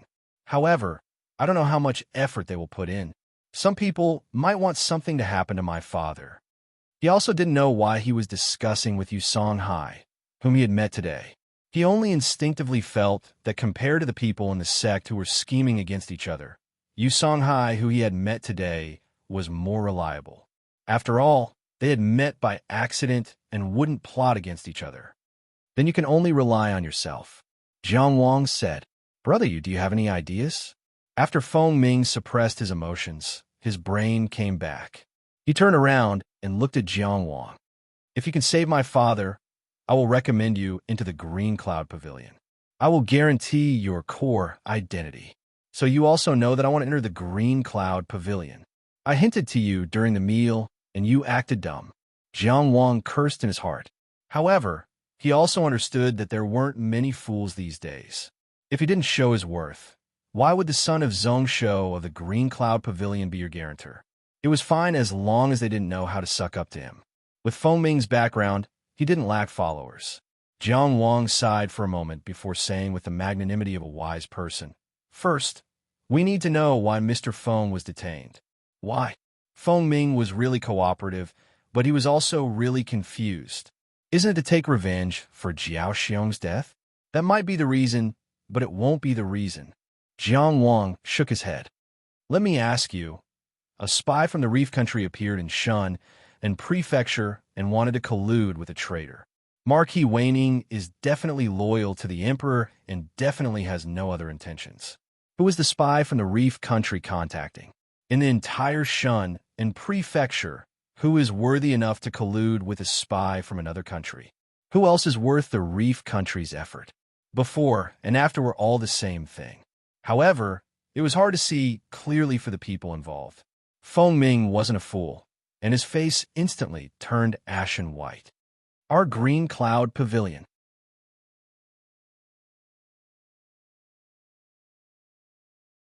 Chapter 766. Whether or not the Azure Cloud Pavilion colluded with the Reef Country was not important. Whether or not Marquis Wei Ning wanted the Azure Cloud Pavilion to collude with the Reef Country was more important. This was why Feng Ming's expression was ugly. He had already understood the seriousness of the matter. "So what should I do?" he asked. "Marquis Wei Ning has already given you a choice. If the Azure Cloud Pavilion colludes with the Reef Country, he can resolve his hatred for his grandson dying at Mount Qiyan. But if he lets you go, what can he gain? Or what does he want?" Jiang Wang said, "Satisfy him." Feng Ming gritted his teeth. "For Zhao Xiong's death, we have already shown enough sincerity." Jiang Wang sighed inwardly. Marquis Wei Ning should have detained Feng Ming and let Feng Yu consider this problem. Compared to Feng Yu, Feng Ming simply lacked experience and decisiveness. But on second thought, was Feng Ming worth such a huge price? Would the Azure Cloud Pavilion hesitate to act? He had only thought of this. Perhaps Marquis Wei Ning was thinking of something else. "There may be another way, but I don't recommend it." Jiang Wang continued. "You don't have to find Marquis Wei Ning. Marquis Wugong, who just left, is also a choice." The Reef Country spies were all caught by Marquis Wugong's subordinates. If Marquis Wugong said that the Azure Cloud Pavilion had nothing to do with the Reef Country, then it naturally had nothing to do with them. But Jiang Wang did not recommend it, because he was concerned about Feng Yu's safety. At the same time, the Azure Cloud Pavilion would continue to exist in Shun and Prefecture. Falling out with Marquis Wei Ning was not a rational choice. Feng Ming was silent for a while. "I know what to do." He patted Jiang Wang's shoulder. "I will go back and think of a way to raise the money. I will definitely satisfy the old monkey. I will have to trouble Brother Yu to wait here. If there are any new developments, inform me immediately." As he spoke, he took out a 3-inch white box. "Keep this 1,000-mile sound transmission box well. I will have to trouble you here." The 1,000-mile sound transmission box made by the Mahis sect was very effective. But because of its secrecy, many cultivators were wary of it, and it was not popularized. Moreover, it was very easy to block and could not be used in battle. These were the reasons why its sales were limited. However, it was said that the Mahis sect had a virtually unblockable sound transmission box. It was just that they had never leaked it to the outside world. Jiang Wang reached out to take the small white square box. His attitude was very solemn. "Brother Feng, please do not worry. I will definitely guard this place and keep a close eye on the Marquis Fu." The 1,000-mile sound transmission box had an exquisite appearance. It was cold to the touch. He had heard of this item for a long time, but this was the first time he had seen it in person. Such a mysterious effect could be achieved with such a small box. M.O. Gates' mechanism techniques could be said to be unparalleled under the heavens. A friend in need is a friend indeed. Although this is the first time we've met, I will never forget Brother Yu's loyalty. Feng Ming patted Jiang Wang's shoulder again to encourage him. Then, he turned around and flew away. It wasn't that he didn't know how to buy people's hearts. "Then can you help me find the Azure Cloud Pavilion for your Brother Yu?" Jiang Wang sighed and prepared to start his boring job of keeping an eye on Feng Yu. He was almost certain that nothing would happen to Feng Yu before Feng Ming took action. But in order to perform well and sneak into the Azure Cloud Pavilion, he had no choice but to do such a futile thing. At this moment, a sentence came from behind him. It was much more direct and straightforward than Jiang Wang's thoughts. "Can you give this to your third brother?" Jiang Wang let out a long sigh. He had been sighing the entire day. It was too worrying. He turned around and saw 2 familiar figures, one fat and one thin. Zheng Laosan pointed at the 1,000-mile sound transmission box in Jiang Wang's hand. He seemed a little embarrassed. "It looks very valuable. Sigh, spending money to avoid disasters. If you don't bear to part with it, you'll suffer a great loss." Li Laosi stood at the side like a kind passerby, acting as a peacemaker. Jiang Wang felt the veins on his forehead throbbing. These two buffoons had actually not left yet. This was truly a sin created by fate. Why? Jiang Wang tried to be as calm as possible. He really wanted to know why. These two fellows didn't even have the aura of a transcendent being. At most, they were at the outer sect level of Maplewood City. Of course, he could feel them getting close. But he really didn't expect that they would dare to come over, dare to open their mouths, and dare to extort him. Did they not have eyes? I entered the Lord's Manor's birthday banquet and chatted with the son of Azure Cloud, Pavilion Zhongsho. We are reasonable people. Zheng Laosan didn't know what Jiang Wang was thinking. He said seriously, before, you paid for the cloak, but not the robe. Let's settle our accounts clearly. This is a separate matter. They had said that they were even, but these two idiots actually played word games with him. It was wrong for him to steal things, but a broken cloak and a broken robe shouldn't cost him so much, right? The money they earned was more than 100 times. Jiang Wang was so angry that he laughed. So what else do you want? Didn't third brother say it? The fat man waved his steel knife. Your box is not bad. A friend gave it to you? How about giving it to a friend? Li Laosan clapped his hands and said happily, Hey, this is called returning the favor. Coming from other people and coming to you, this is called returning the favor? Jiang Wang wanted to clap for them. He couldn't help but laugh. What if I say no? Hey, Li Laosan's face turned cold. He pointed to the side with his thumb. This sturdy body, shining steel knife. Do you see that? Tisk. Zheng Laosan smacked him and said in disdain, Don't be so bloody. I don't chop people. He was obviously the one who made the decision between the two of them. He appeared very magnanimous as he looked at Jiang Wang with a smile. We will never force you. We will hang you up on a tree until you say yes. It isn't convenient to communicate here. It won't be good if people see. Jiang Wang pointed to the forest not far away. Let's go there to talk? Yes, if you casually hand over such a valuable thing, it will indeed be difficult for you. Zheng Laosan was considerate. Then let's go. Go, go, go. Li Laosan took the lead and led the way valiantly and spiritedly. Jiang Wang followed behind him unhurriedly. Probably afraid that he would run away, Zheng Laosan stuck close to him, his eyes firmly fixed on him. Just like that, the three of them walked into the dark forest. In less than 10 breaths, Jiang Wang clapped his hands and walked out slowly. To him, this was just a small episode that slightly adjusted his mood. The job of stalking was where he needed to perform well at the moment. In the small forest, two figures, one fat and one thin, were tied up by vines and hung upside down on a tree, swaying. The two of them looked at each other, and the other looked at each other. At this moment, crack, crack, the sound of dead branches being crushed came from afar.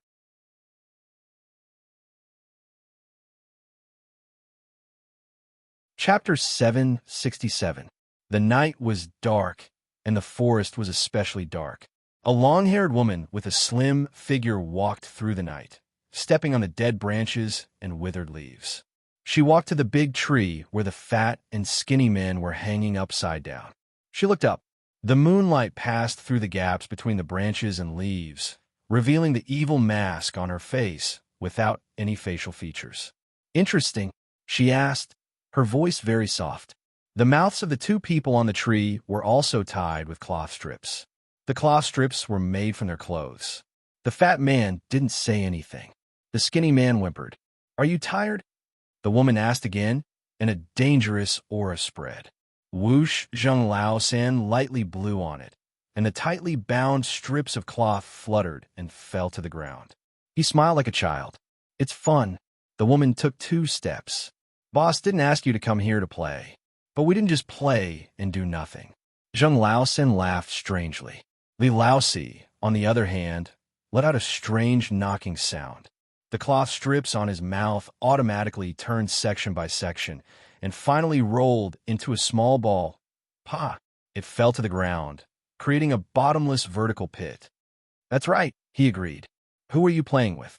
The woman wearing the faceless mask was a little helpless. Zheng Laosan turned his head and looked at Li Laosi, then turned back and said, "I'm not telling you. Is that person interesting?" The woman didn't seem to hear his refusal. Her whole body slowly floated up, and her head was level with the hanging Li Laosi. Her eyes looked into his eyes. Li Laosi shrank back and looked at Zheng Lao-san for help. "Third brother?" Zheng Lao-san closed his eyes. He pretended not to see. "Hmm?" The woman emphasized her nasal voice. "He's very reasonable," Li Laosi quickly said. "How reasonable?" "He's willing to be reasonable to someone who's obviously weaker than him. Then he's really reasonable. Isn't that so?" Li Laosi looked very proud, as if he was the one being praised. "Then why are you still hanging up?" the woman asked. "Because we're unreasonable," Li Laosi said matter-of-factly, not ashamed at all. "How strong is that person?" the woman asked again. "Stronger than trash," Li Laosi said with a cheeky smile. The woman obviously didn't want to play along with his joke. When Xin was saved by Boss himself, don't always call him trash. Don't always tease him. Li Laosi chuckled and didn't say anything. Obviously, he didn't take it to heart. "He'll dig your heart out sooner or later," the woman suddenly said viciously. Ooh, just like that, Li Laosi started swinging upside down. He was having a great time playing with himself. Obviously, he didn't care about this level of threat at all. In other words, even if this threat did come true one day, he wouldn't think it was a bad thing. Perhaps it would be very interesting. "Where is that person?" The woman quietly waited for him to play for a while before asking again. Li Laosi stopped his strange swing and stopped smiling. He looked straight at the woman. "Third brother said that he won't tell you." The woman giggled. "Your words sound so interesting. Let me." She reached out and gently touched her faceless mask. "I have the urge to take off my mask." Bang! A soft sound rang out.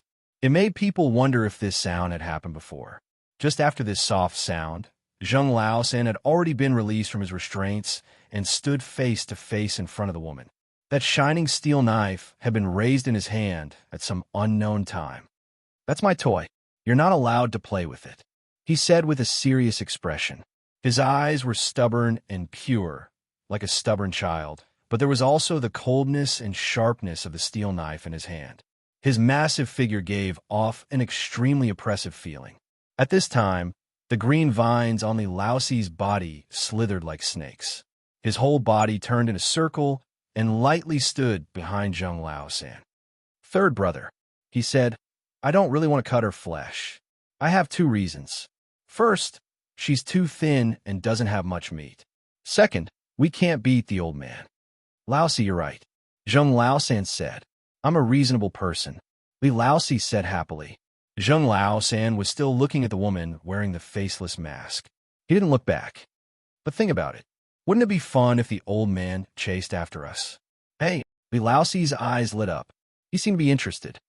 "Okay." The woman put down her hand and chose to compromise. "I know it's your toy. I won't touch it." Zheng Lao-san still didn't put down the steel knife. "You just said you wanted to take off your mask." The woman put her hands on her hips. "I don't want it anymore." "Can I?" Zheng Lao-san's eyes were stubborn. "No. Once a promise is made, it's hard to take it back even with a team of 4 horses. A word of 9 tripods, a mouthful of saliva like a nail, a promise worth 1,000 gold.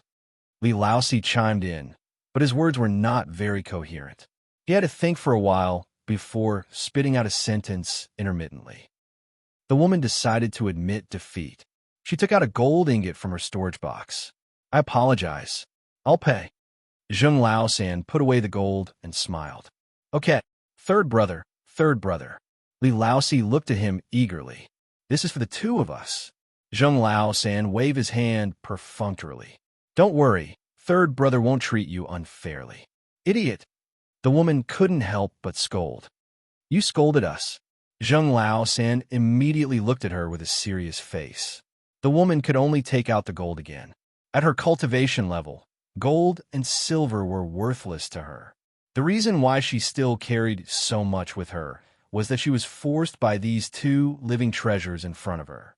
They would always ask you to pay, or they would kill you.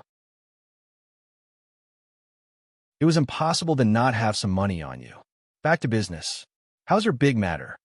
After the woman took out the money, she said unhappily, "Boss said you were too playful and asked me to help you." Zheng Lao-san was very unconvinced. When he came, he also said that he believed we could do it well this time. Li Laosi chimed in, "That's right. After all, it's our big matter." Zheng Lao-san said. Li Laosi continued, "It's a very important matter." After saying that, they glared at the woman, wanting to give an explanation. The woman raised her head slightly and thought for a moment. Maybe he forgot. This reason seemed ridiculous, but Zheng Lao-san and Li Laosi accepted it without any hindrance. It was very reasonable. "All right," Zheng Lao-san said, "we're observing the situation." Li Laosi continued, "It's going smoothly. That's good," the woman said faintly. At this moment, Jiang Wang, who was guarding outside Marquis Wei Ning's mansion, didn't know who he had unintentionally provoked. He didn't know what kind of terrifying existence the two fellows he had casually hung on the tree were. He also didn't know that a sudden killing intent had silently disappeared. This world was so dangerous that no one could guarantee their safety. He just quietly guarded, not relaxing for a moment as he explored the inner mansion, waiting for Feng Ming's arrival. It was already late at night, and dawn had yet to come.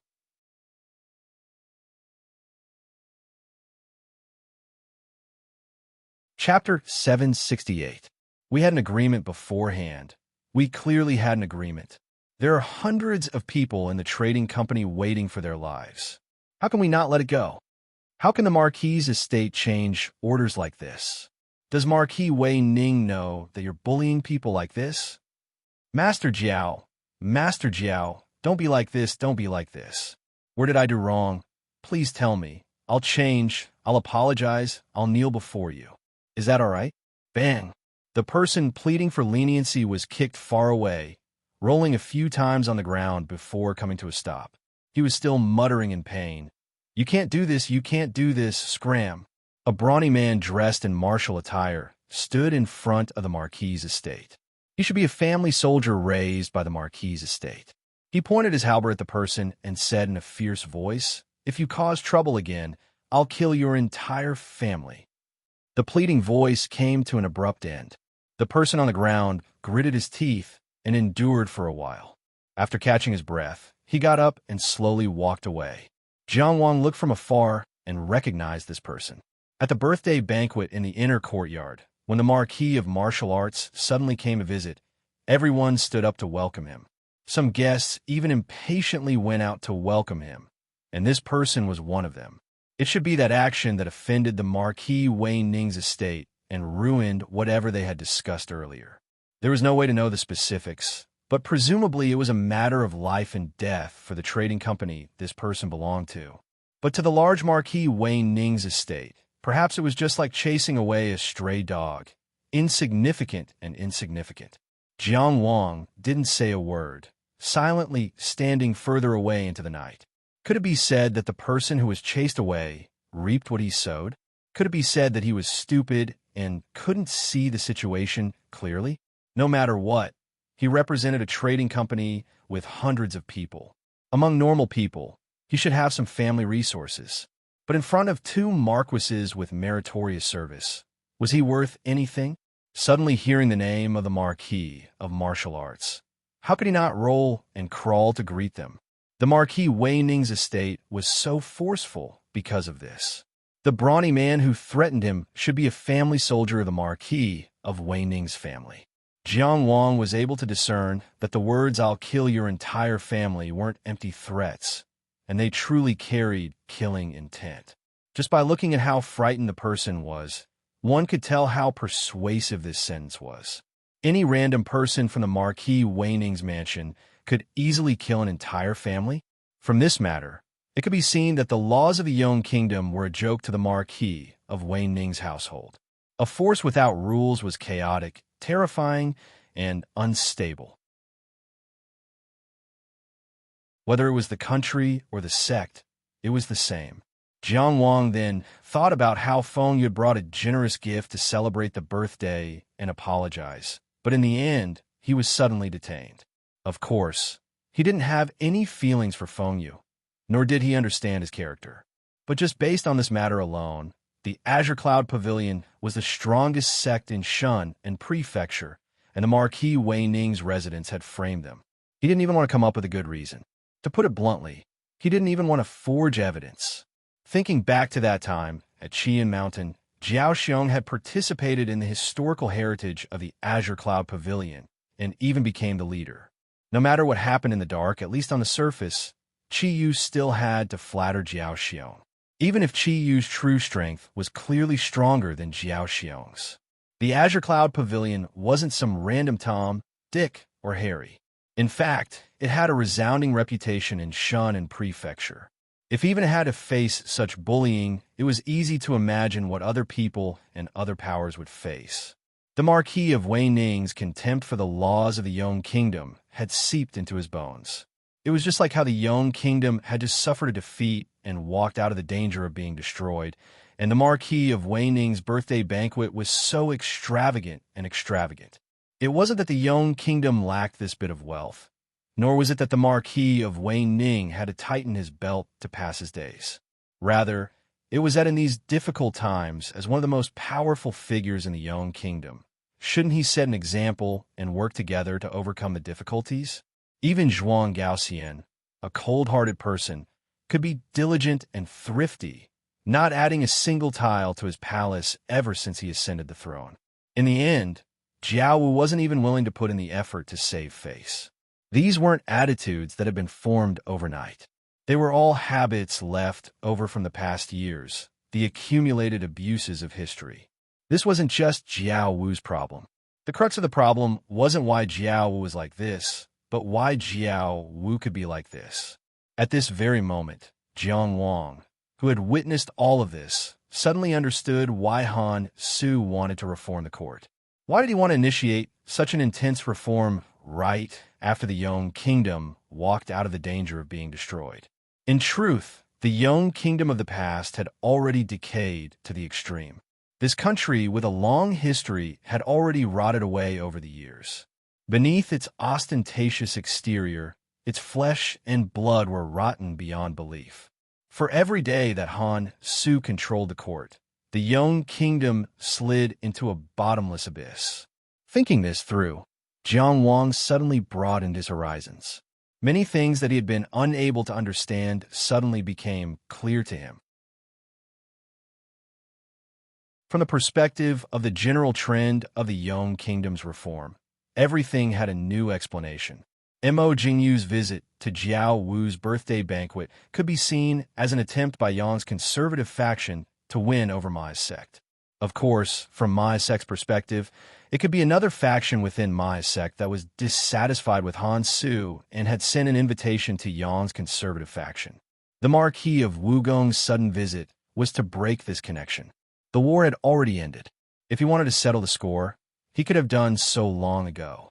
However, Han Su had bided his time and waited until today to uncover the Reef Kingdom spy. That confrontation at the birthday banquet. It was the Marquis of Wugong, Xue Mingyi, who represented Han Su in forcing the Marquis of Weining, Jiao Wu, to abdicate.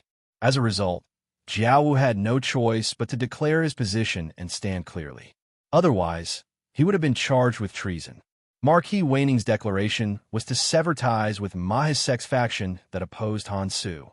Perhaps this was the reason why Mo Jingyu's interest had waned. He had made this trip in vain. As for detaining Feng Yu, perhaps Jiao Wu was venting his anger, or perhaps he was just continuing his previous plan, or perhaps he wanted to make one last profit before the reform was complete.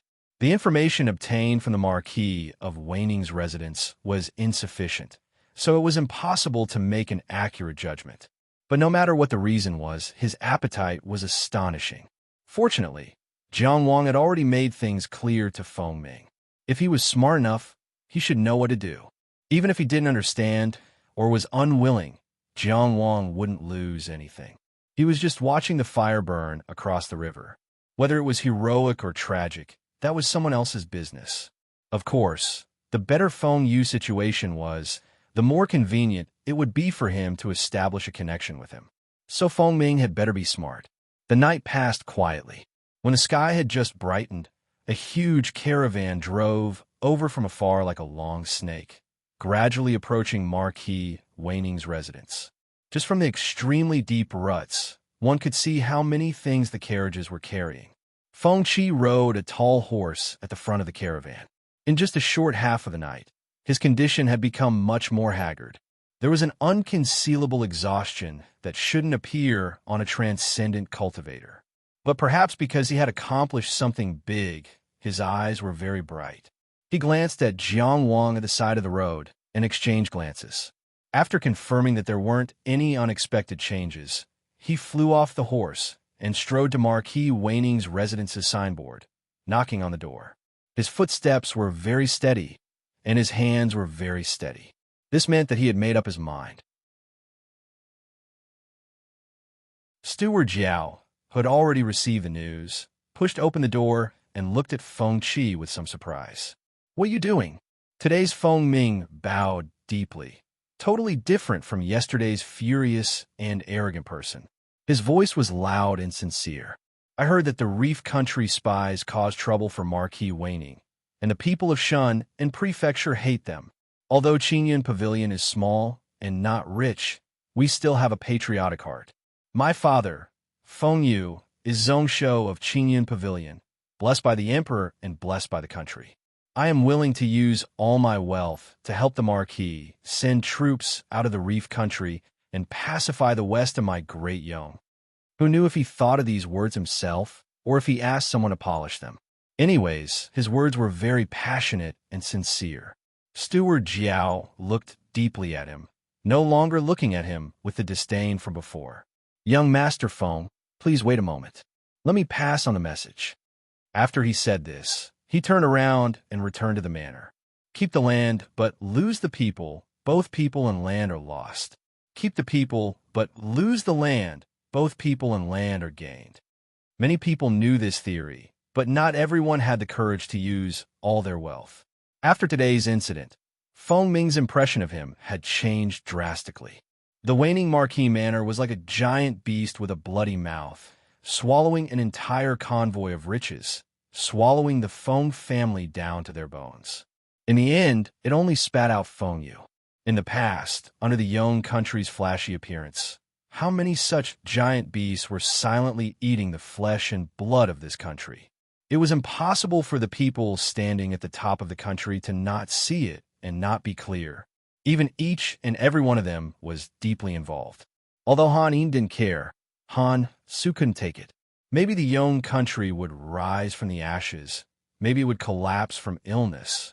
Before that moment truly arrived, no one knew. Maybe the matters of the country couldn't be measured by simple right or wrong. Maybe no matter what decision one made, one could find many reasons and support. But maybe right or wrong was in everyone's heart. It might be simple, but it wasn't weak at all. Just thinking about it, one would know how torturous Feng Yu's night was. The smarter one was, the more torturous it was. Life and death were completely in the hands of others. He was locked up, unable to control himself, and could only wait for his fate to arrive. That kind of pain could almost drive a person crazy. But at this moment, Feng Yu, who was walking out of the Marquis's household, was in high spirits and full of smiles. He called Steward Jiao brother and warmly said goodbye. It seemed that Marquis Wei Ning's household had kindly asked him to stay, so he stayed the night as a guest.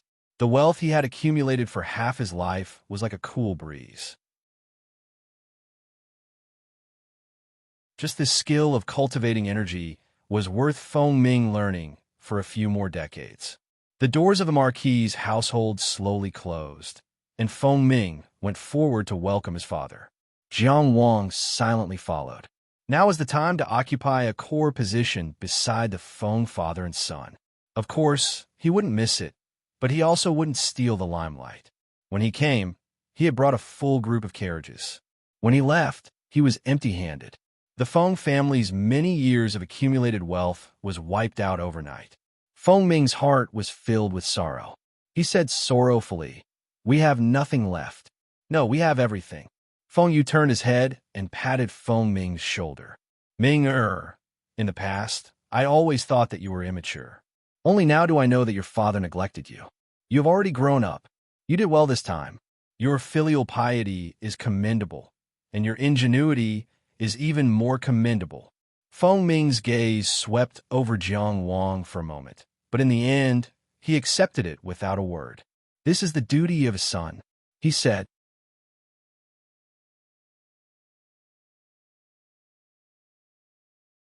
Chapter 769. The Azure Cloud Pavilion's encampment was located 20 miles east of Wincy County, on a mountain that was not very tall. Like the other organizations on this land, they abided by the Yong laws. The scenery here was quiet and secluded, with continuous pavilions. Although it could not be compared to the Lingxiao Pavilion, it still had its own style. Unknowingly, Jiang Wang had already lived here for more than half a month. Apart from cultivating every day, he followed Feng Ming around, strictly playing the role of a follower. He helped Feng Ming to be in the limelight, but he did not show off.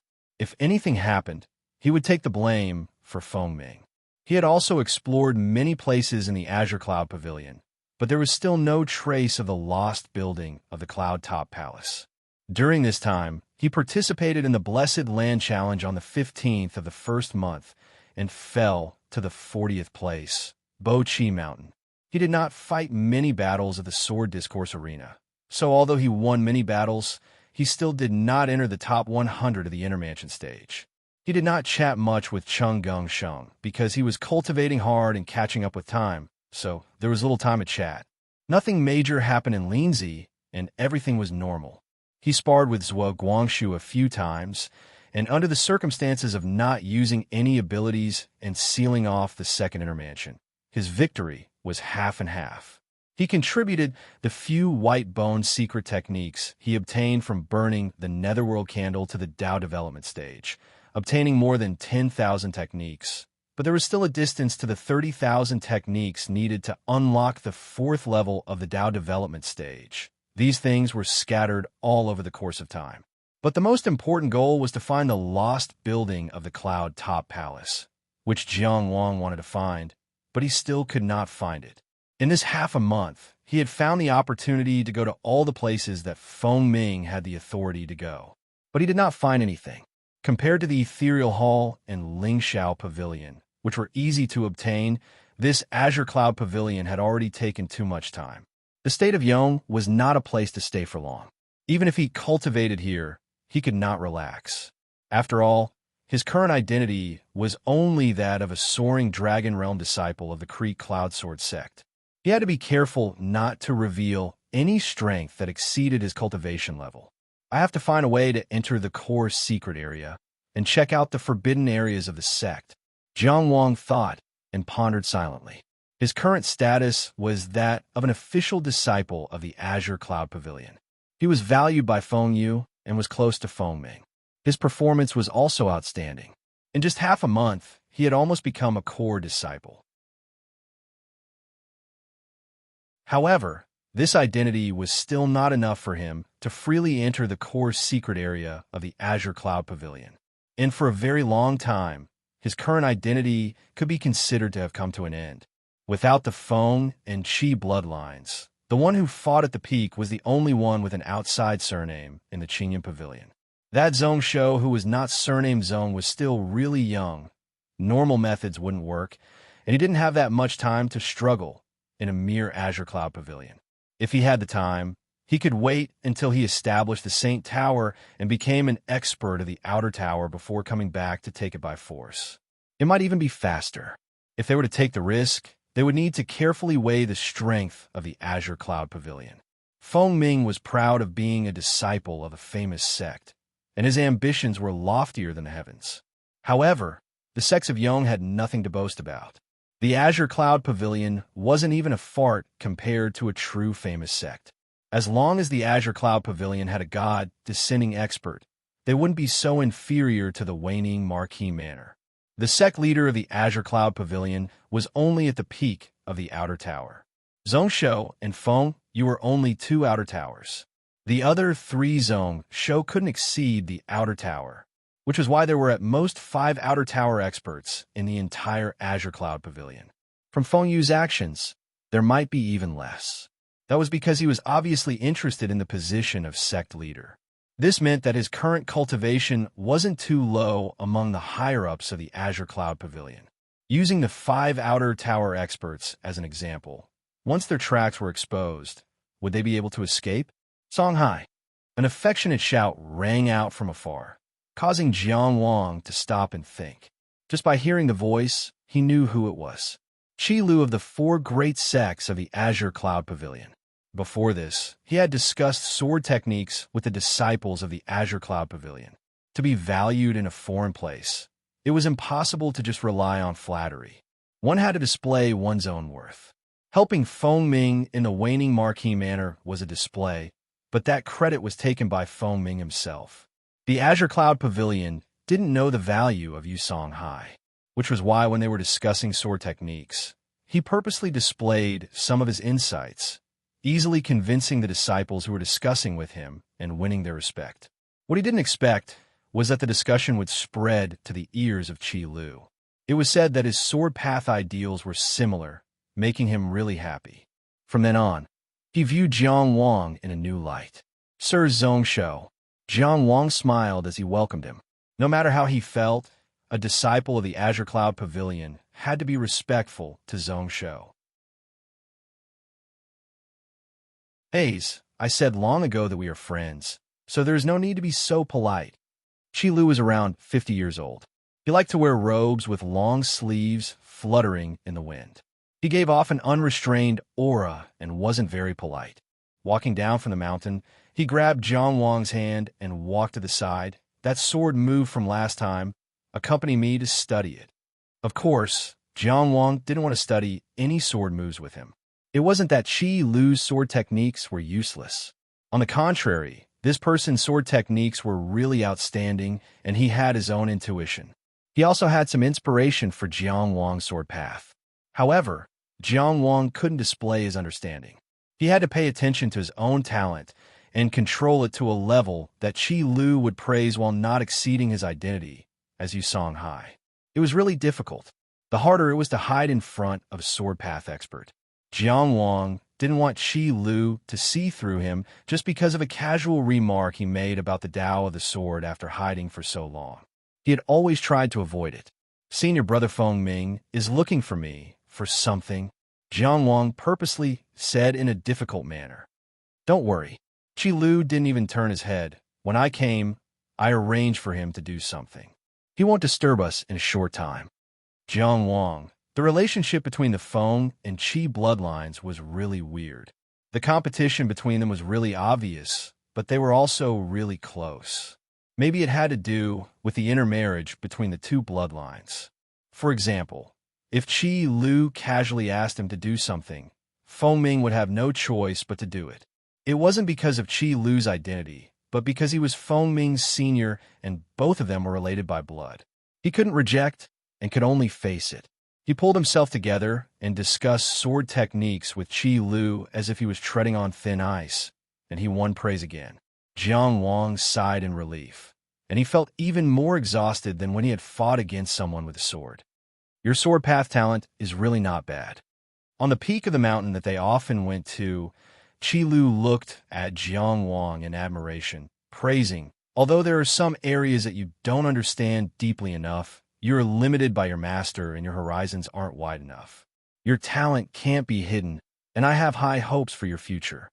Sir Zhongshou praises me too much. Qi Lu told Jiang Wang to be more casual, but Jiang Wang still followed the rules and was really polite. Your sword technique really surprises me. I probably won't be able to reach it in my life. Qi Lu smiled reservedly, obviously very proud of his swordsmanship. However, he suddenly sighed. Unfortunately, I don't have a son. I don't know who to pass down my skills to. He looked at Jiang Wang. His hint was really obvious. Jiang Wang, you still want me to call you father? One sword from me and you won't have it anymore. Do you believe it? He was helpless, but on the surface he said, Sir Zhongshou is at your prime. If you want to leave a bloodline, you just need to spend some time, and 8 or 10 won't be a problem.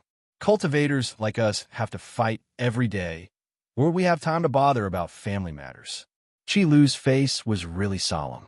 Jiang Wang acted dumb, but he didn't want to waste any more time, directly going straight to the point. Songhai, after this period of time, we understand one another.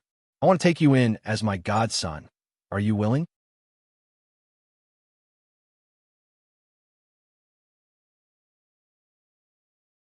Chapter 770.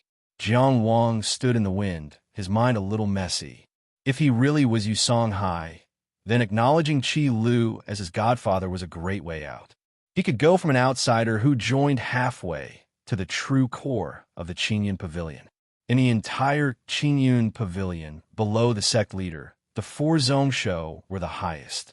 Qi Lu also didn't have any children, so from now on, his position would be the same as Feng Ming's. However, the problem was that Jiang Wang wasn't the pitiful last-generation successor of Shiyin Sword Sect. He wasn't the pitiful Yu Songhai who was trapped in the cave waiting for Jiang Wang. He was the top person in the current Tianjiao, Qi Soaring Dragon, an inner house cultivator with 2 superhuman abilities. In the entire Yong country, no one in the same age group could beat him. Why would he be willing to accept an outer house cultivator as his godfather in such a small Qingyun pavilion? How could shallow water trap a flood dragon? Even this Qingyun pavilion zone show himself might not be his opponent in a life and death battle. However, if he didn't agree, in the green cloud pavilion, if a zone show tried to trip him up, he would only get further and further away from the lost building. What ability do I have to be so highly regarded by Sir Zong Shou? Jiang Wang chose his words carefully. However, young Master Feng Qi and I are on the same wavelength, and Zong Shou also has high hopes for me. They led me into the Qingyun Pavilion, so if I join someone else, I won't feel at ease. That isn't what a gentleman would do, and I think you wouldn't want to see that. As an elder, I shouldn't say that. However, how can I bear to let a bright pearl be covered in dust? Qi Lu looked at Jiang Wang seriously. A person like you shouldn't be below him. Those words were a little too much, just short of saying that Feng Ming was trash. In other words, Qi Lu was sure that Feng Ming's performance during this period of time was due to the influence of this Yu Songhai. When they were outside the waning manor, Feng Yu told Feng Ming that they had everything. He didn't just say that Feng Ming had matured, but that they had used all their wealth to gain the recognition of the waning manor. The waning manor would support Feng Yu to a certain extent. Moreover, within the Qingyun Pavilion, they would only support Feng Yu. One only needed to think about how Qi Yu treated Jiao Xiong to know how important this support was. Therefore, Feng Yu, who had suffered a huge loss in terms of wealth, had instead become more and more like a fish in water in the Azure Cloud Pavilion during this period of time, and his right to speak increased day by day. With this, Feng Yu gained the upper hand, and the other Zhongsho lost. Maybe Qi Lu really appreciated Jiang Wang's talent, or maybe he was fighting for power and profit. In short, he offered a price. Even if it didn't work out, if Feng Ming heard what he said, given Feng Ming's personality, it would be hard for him to not take offense. It almost blocked Jiang Wang's normal way of retrieving the lost buildings of the Cloud-Top Immortal Palace. Fine, I'll take it, as you've helped me make a choice. Jiang Wang thought to himself. He forced a smile and said, "You're exaggerating. Young Master Feng Ming is a reserved man. I can't compare to him. You don't have to say such empty words to me." Qi Lu interrupted him directly. He was very forceful. "Songhai, most geniuses won't be willing to be below others. You're smart and talented. However, in the Green Cloud Pavilion, it's either Qi or Feng. You're an outsider and can't climb to the peak. No matter how much Feng Yu values you, can you compare to Feng Ming? Be my adopted son, and you'll be part of the Qi family. Think about it. How big will your future be?" One couldn't say that Qi Lu wasn't sincere. His sincerity couldn't be any more. However, Jiang Wang wanted to flip the table.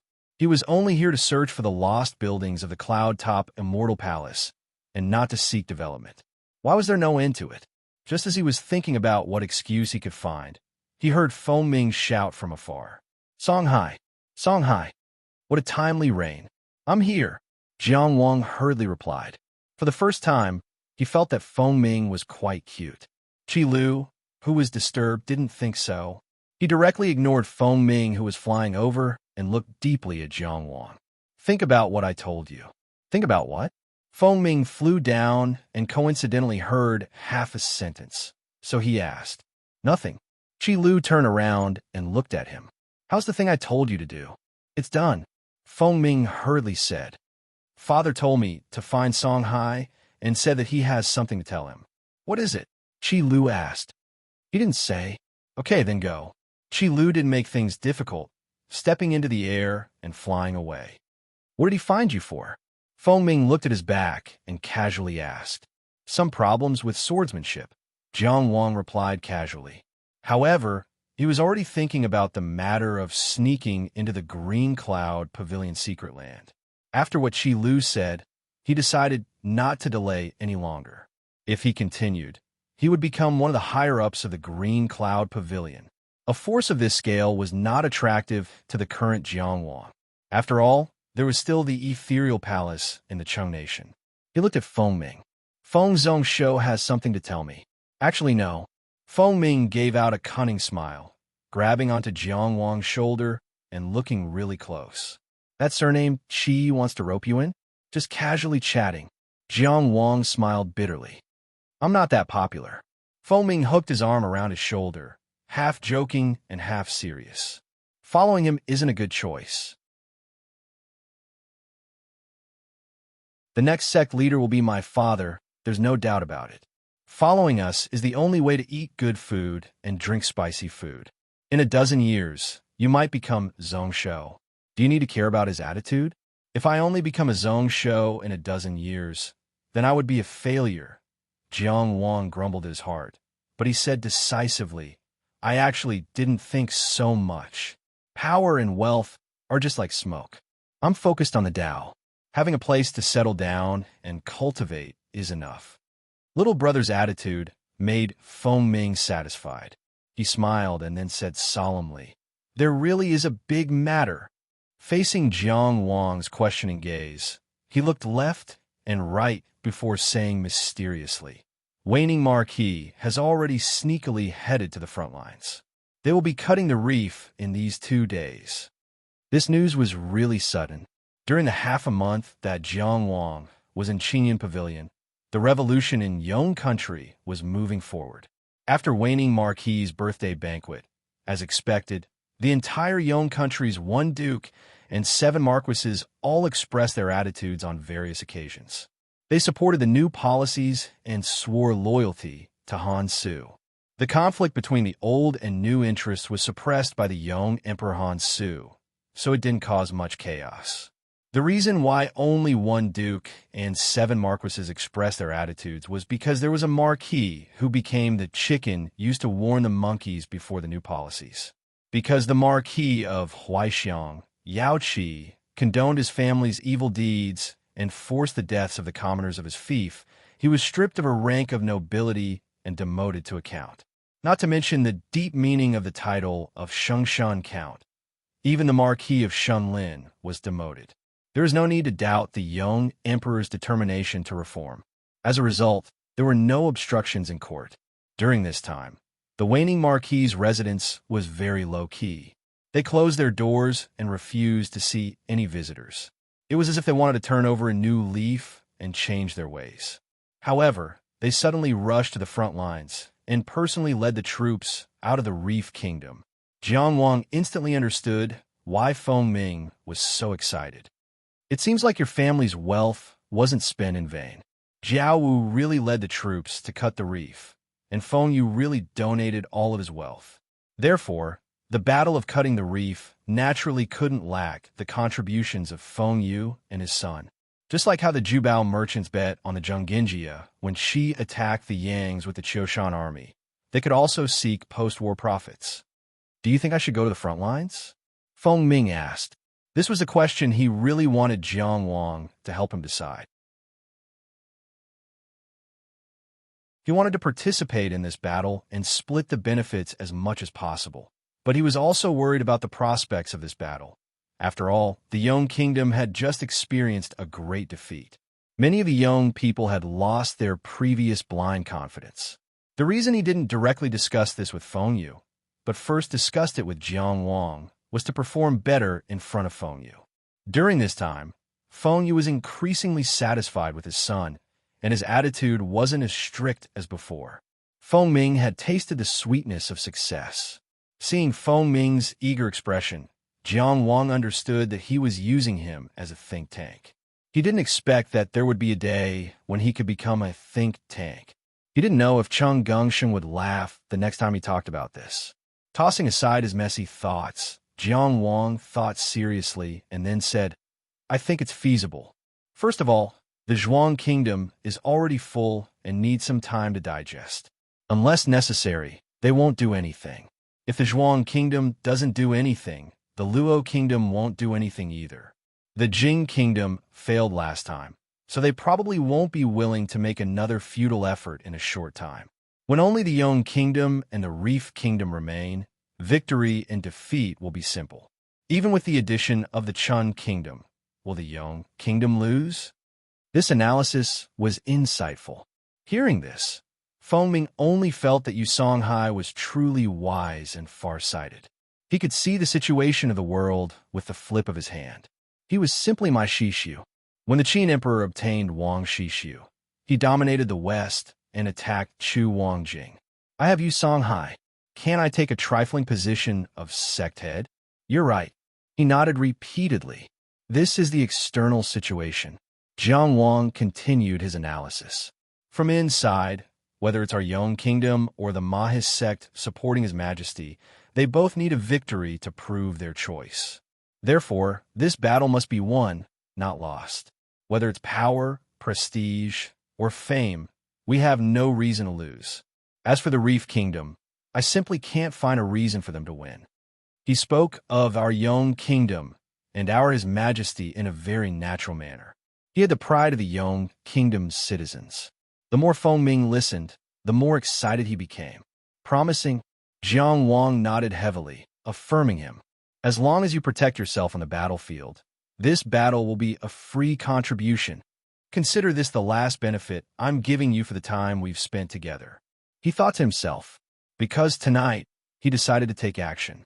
And after this operation, regardless of whether it succeeded or not, it was almost impossible for him to interact with Feng Ming like this again.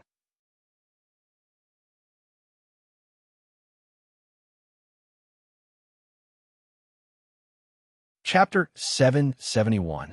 It was still in the first month, less than a month after the end of Zhuangyang's war. Yong still needed time to recuperate. Even the Marquis of Huaixiang had been demoted. Yong needed stability. No matter how one looked at it, they shouldn't rashly start a war. But if one accepted the fact that Yong was about to dispatch troops and looked at it in reverse, one would discover that this was an excellent opportunity. Yong had lost the previous war and lost half of its territory, but it had received the support of the Mahis sect. Its overall strength hadn't actually declined. At this point in the political revolution, those who should be demoted had been demoted, and those who should be reprimanded had been reprimanded. After so many beatings, it was time to eat the dates. But where would the dates come from? Yong's state had lasted for so many years. The benefits that should be divided had long been divided. After losing the war, they lost half of their territory, and their resources had shrunk. After the political revolution, they were divided again, and another group of people's benefits suffered. Although Han Su could use forceful methods to suppress this conflict, it wasn't a good method. Most of the time, it was a better choice to shift the conflict to the outside. Looking at the situation around Yong, it wasn't rational to develop east or north. The Jing kingdom watched coldly from the northeast. South was the Zhuang kingdom. The dream of taking back Dragon Sealing Pass and wiping away their previous humiliation was exciting. But Zhuang Gaoxian had already used the previous battle to prove the valiance of the Zhuang army. Zhuang Kingdom's great general Huangfu Duanming led the army to guard Dragon Sealing Pass and was also waiting in formation. It definitely wasn't an easy bone to chew. Compared to the difficulties, the gains weren't worth it. Looking west, they could follow the Long River and attack Luo. It was a wonderful sight, but Zhuang and Luo had once led an allied army to attack Yong. The former alliance still existed, and Zhuang wouldn't sit idly by as the Yong army invaded Luo. Secondly, The Lana Navy had long been crippled. Attacking Luo was undoubtedly using their weakness to attack Luo's strength. After all was said and done, only Reef and Shun were easy targets. Coincidentally, Reef had given a reason at Marquis Waning's birthday banquet. Then Reef had become a natural choice, and Marquis Waning was the most suitable candidate. And now, Marquis Waning was already at the front lines, but the news hadn't spread. Even Feng Ming had learned from Feng Yu. At least in Shun and Prefecture, even the Azure Cloud Pavilion's upper echelons like Qi Lu didn't know. It was clear to see how secretive this operation. Using the strong to attack the weak and using a sneak attack. No matter how he thought about it, there was no reason for him to lose the Battle of the Reef. Jiang Wang advised Feng Ming to go to the battlefield to gain experience. He was truly thinking for him. Although Feng Ming was a narrow-minded person with a vicious nature, he wasn't a kind person. However, during this period of time, he had treated this Yu Songhai quite well. Since he had promised to bring them in, he had brought them in without question. If Jiang Wang wanted to go to any place within the sect, he would make the decision and never refuse. Tonight, he planned to sneak into the forbidden area of the Clear Cloud Pavilion. Regardless of whether he succeeded or not, he would definitely have a falling out with the Clear Cloud Pavilion, and escape was inevitable. Before he left, he gave Feng Ming a piece of advice. It could be considered that he had completed his time with Feng Ming. Feng Ming didn't think too much about it. After spending some time together, he was very convinced by Jiang Wang's analysis. After hearing this, he said, "You're right. I'll discuss this with my father." He was already used to using Jiang Wang's advice to show off in front of Feng Yu. There was nothing to be embarrassed about.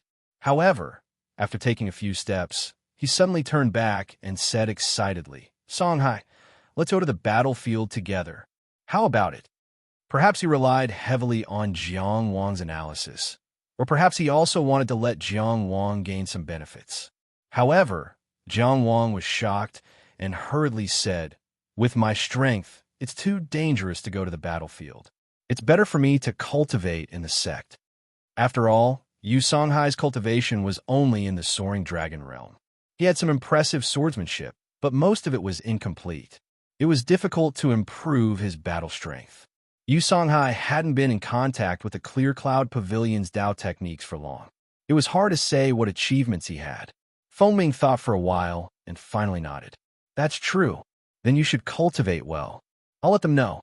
No one will dare to bully you. All right, remember to keep the fact that Marquis Wei Ning has already reached the front line a secret." "Don't worry," Jiang Wang said very confidently. "Songhai won't tell anyone." Only then did Feng Ming leave, satisfied. Looking at his back, Jiang Wang sighed. He didn't know if it was because he was wearing the mask of Yu Songhai and rarely showed his edge, but he felt that he was very likable now. He had only been in the Azure Cloud Pavilion for half a month, and he seemed to have made a name for himself. Everyone seemed to be very friendly to him. Qi Lu came up to him and wanted to take him as his foster son. Feng Ming also wanted to take him along to gain some benefits. Just now, if Feng Ming didn't change his mind, he would have to use the wrong path. In an instant, there was only one person left on the mountain peak that was still bustling with noise and excitement. Jiang Wang didn't leave. Instead, he sat down quietly on a mountain rock and calmed his emotions. He planned the plan of action for the night in his mind. First, he arranged the few places that he hadn't been to in the Azure Cloud Pavilion according to the possibility of hidden lost buildings. This would be the order of his targets when he acted. Once exposed, regardless of whether he succeeded or not, he would immediately escape. Thus, the escape route was also very important. The map of the entire Wenxi County reappeared in his mind. Even how to escape from Shunan Prefecture, how to escape from the Yong border, all kinds of routes had to be planned in advance. Preparedness leads to success, and unpreparedness leads to failure. Especially when it concerned his own safety, he had to think about it repeatedly. In the entire plan, his own safety was the most important, followed by the lost buildings of the Cloud-Top Immortal Palace. If he couldn't get it this time, he would decisively leave first. When he was strong enough, he would come back to get it. After thinking everything through and deliberating a few times, Jiang Wang went down the mountain alone. He had made up his mind. He only needed to wait for the night to arrive. The night at the Azure Cloud Pavilion began with the crow's cry in the distance. Jiang Wang waited patiently for night to arrive. Finally, night came. He walked casually in the encampment of the Azure Cloud Pavilion. Occasionally, he would greet the people he met. He was calm and natural. The more critical the moment, the calmer his mind was. Songhai. When he looked carefully, Qi Lu, who wanted to be his foster father, appeared again at an untimely time. Have you thought about it? He was full of smiles. Jiang Wang didn't mess up his plan because of this small accident. With a thought, he leaned forward and whispered, I heard, Marquis Wei Ning has already gone to the front lines. The words he said to Feng Ming not to tell anyone before still rang in his ears. But Jiang Wang could only say sorry in his heart. He had already decided to act tonight. At this time, he couldn't be entangled with Qi Lu. Qi Lu's expression changed. He clearly knew what this news meant. If Feng Yu and his son were to follow Jiao Wu on the battlefield and gain military merits, they wouldn't need to fight for the position of sect master anymore. In comparison, roping in Jiang Wang was much less important. Without another word, he turned and flew into the night sky. He wanted to actively seek a response and find a way to get a share of the pie. Jiang Wang shook his head. For a moment, he was very proud of his wit. There weren't many experts from the outer sect in the Azure Cloud Pavilion. Now that another one had left, it would be much safer for him to run later. It was killing two birds with one stone. He walked forward, his expression as usual. Walking in the encampment of the Azure Cloud Pavilion, he responded to everyone's greetings. No one knew who he was, and no one knew what he was doing. This kind of night, this kind of mood, was somewhat tranquil. Bang! This sound traveled very far in the night. The silence was broken. Jiang Wang suddenly turned around.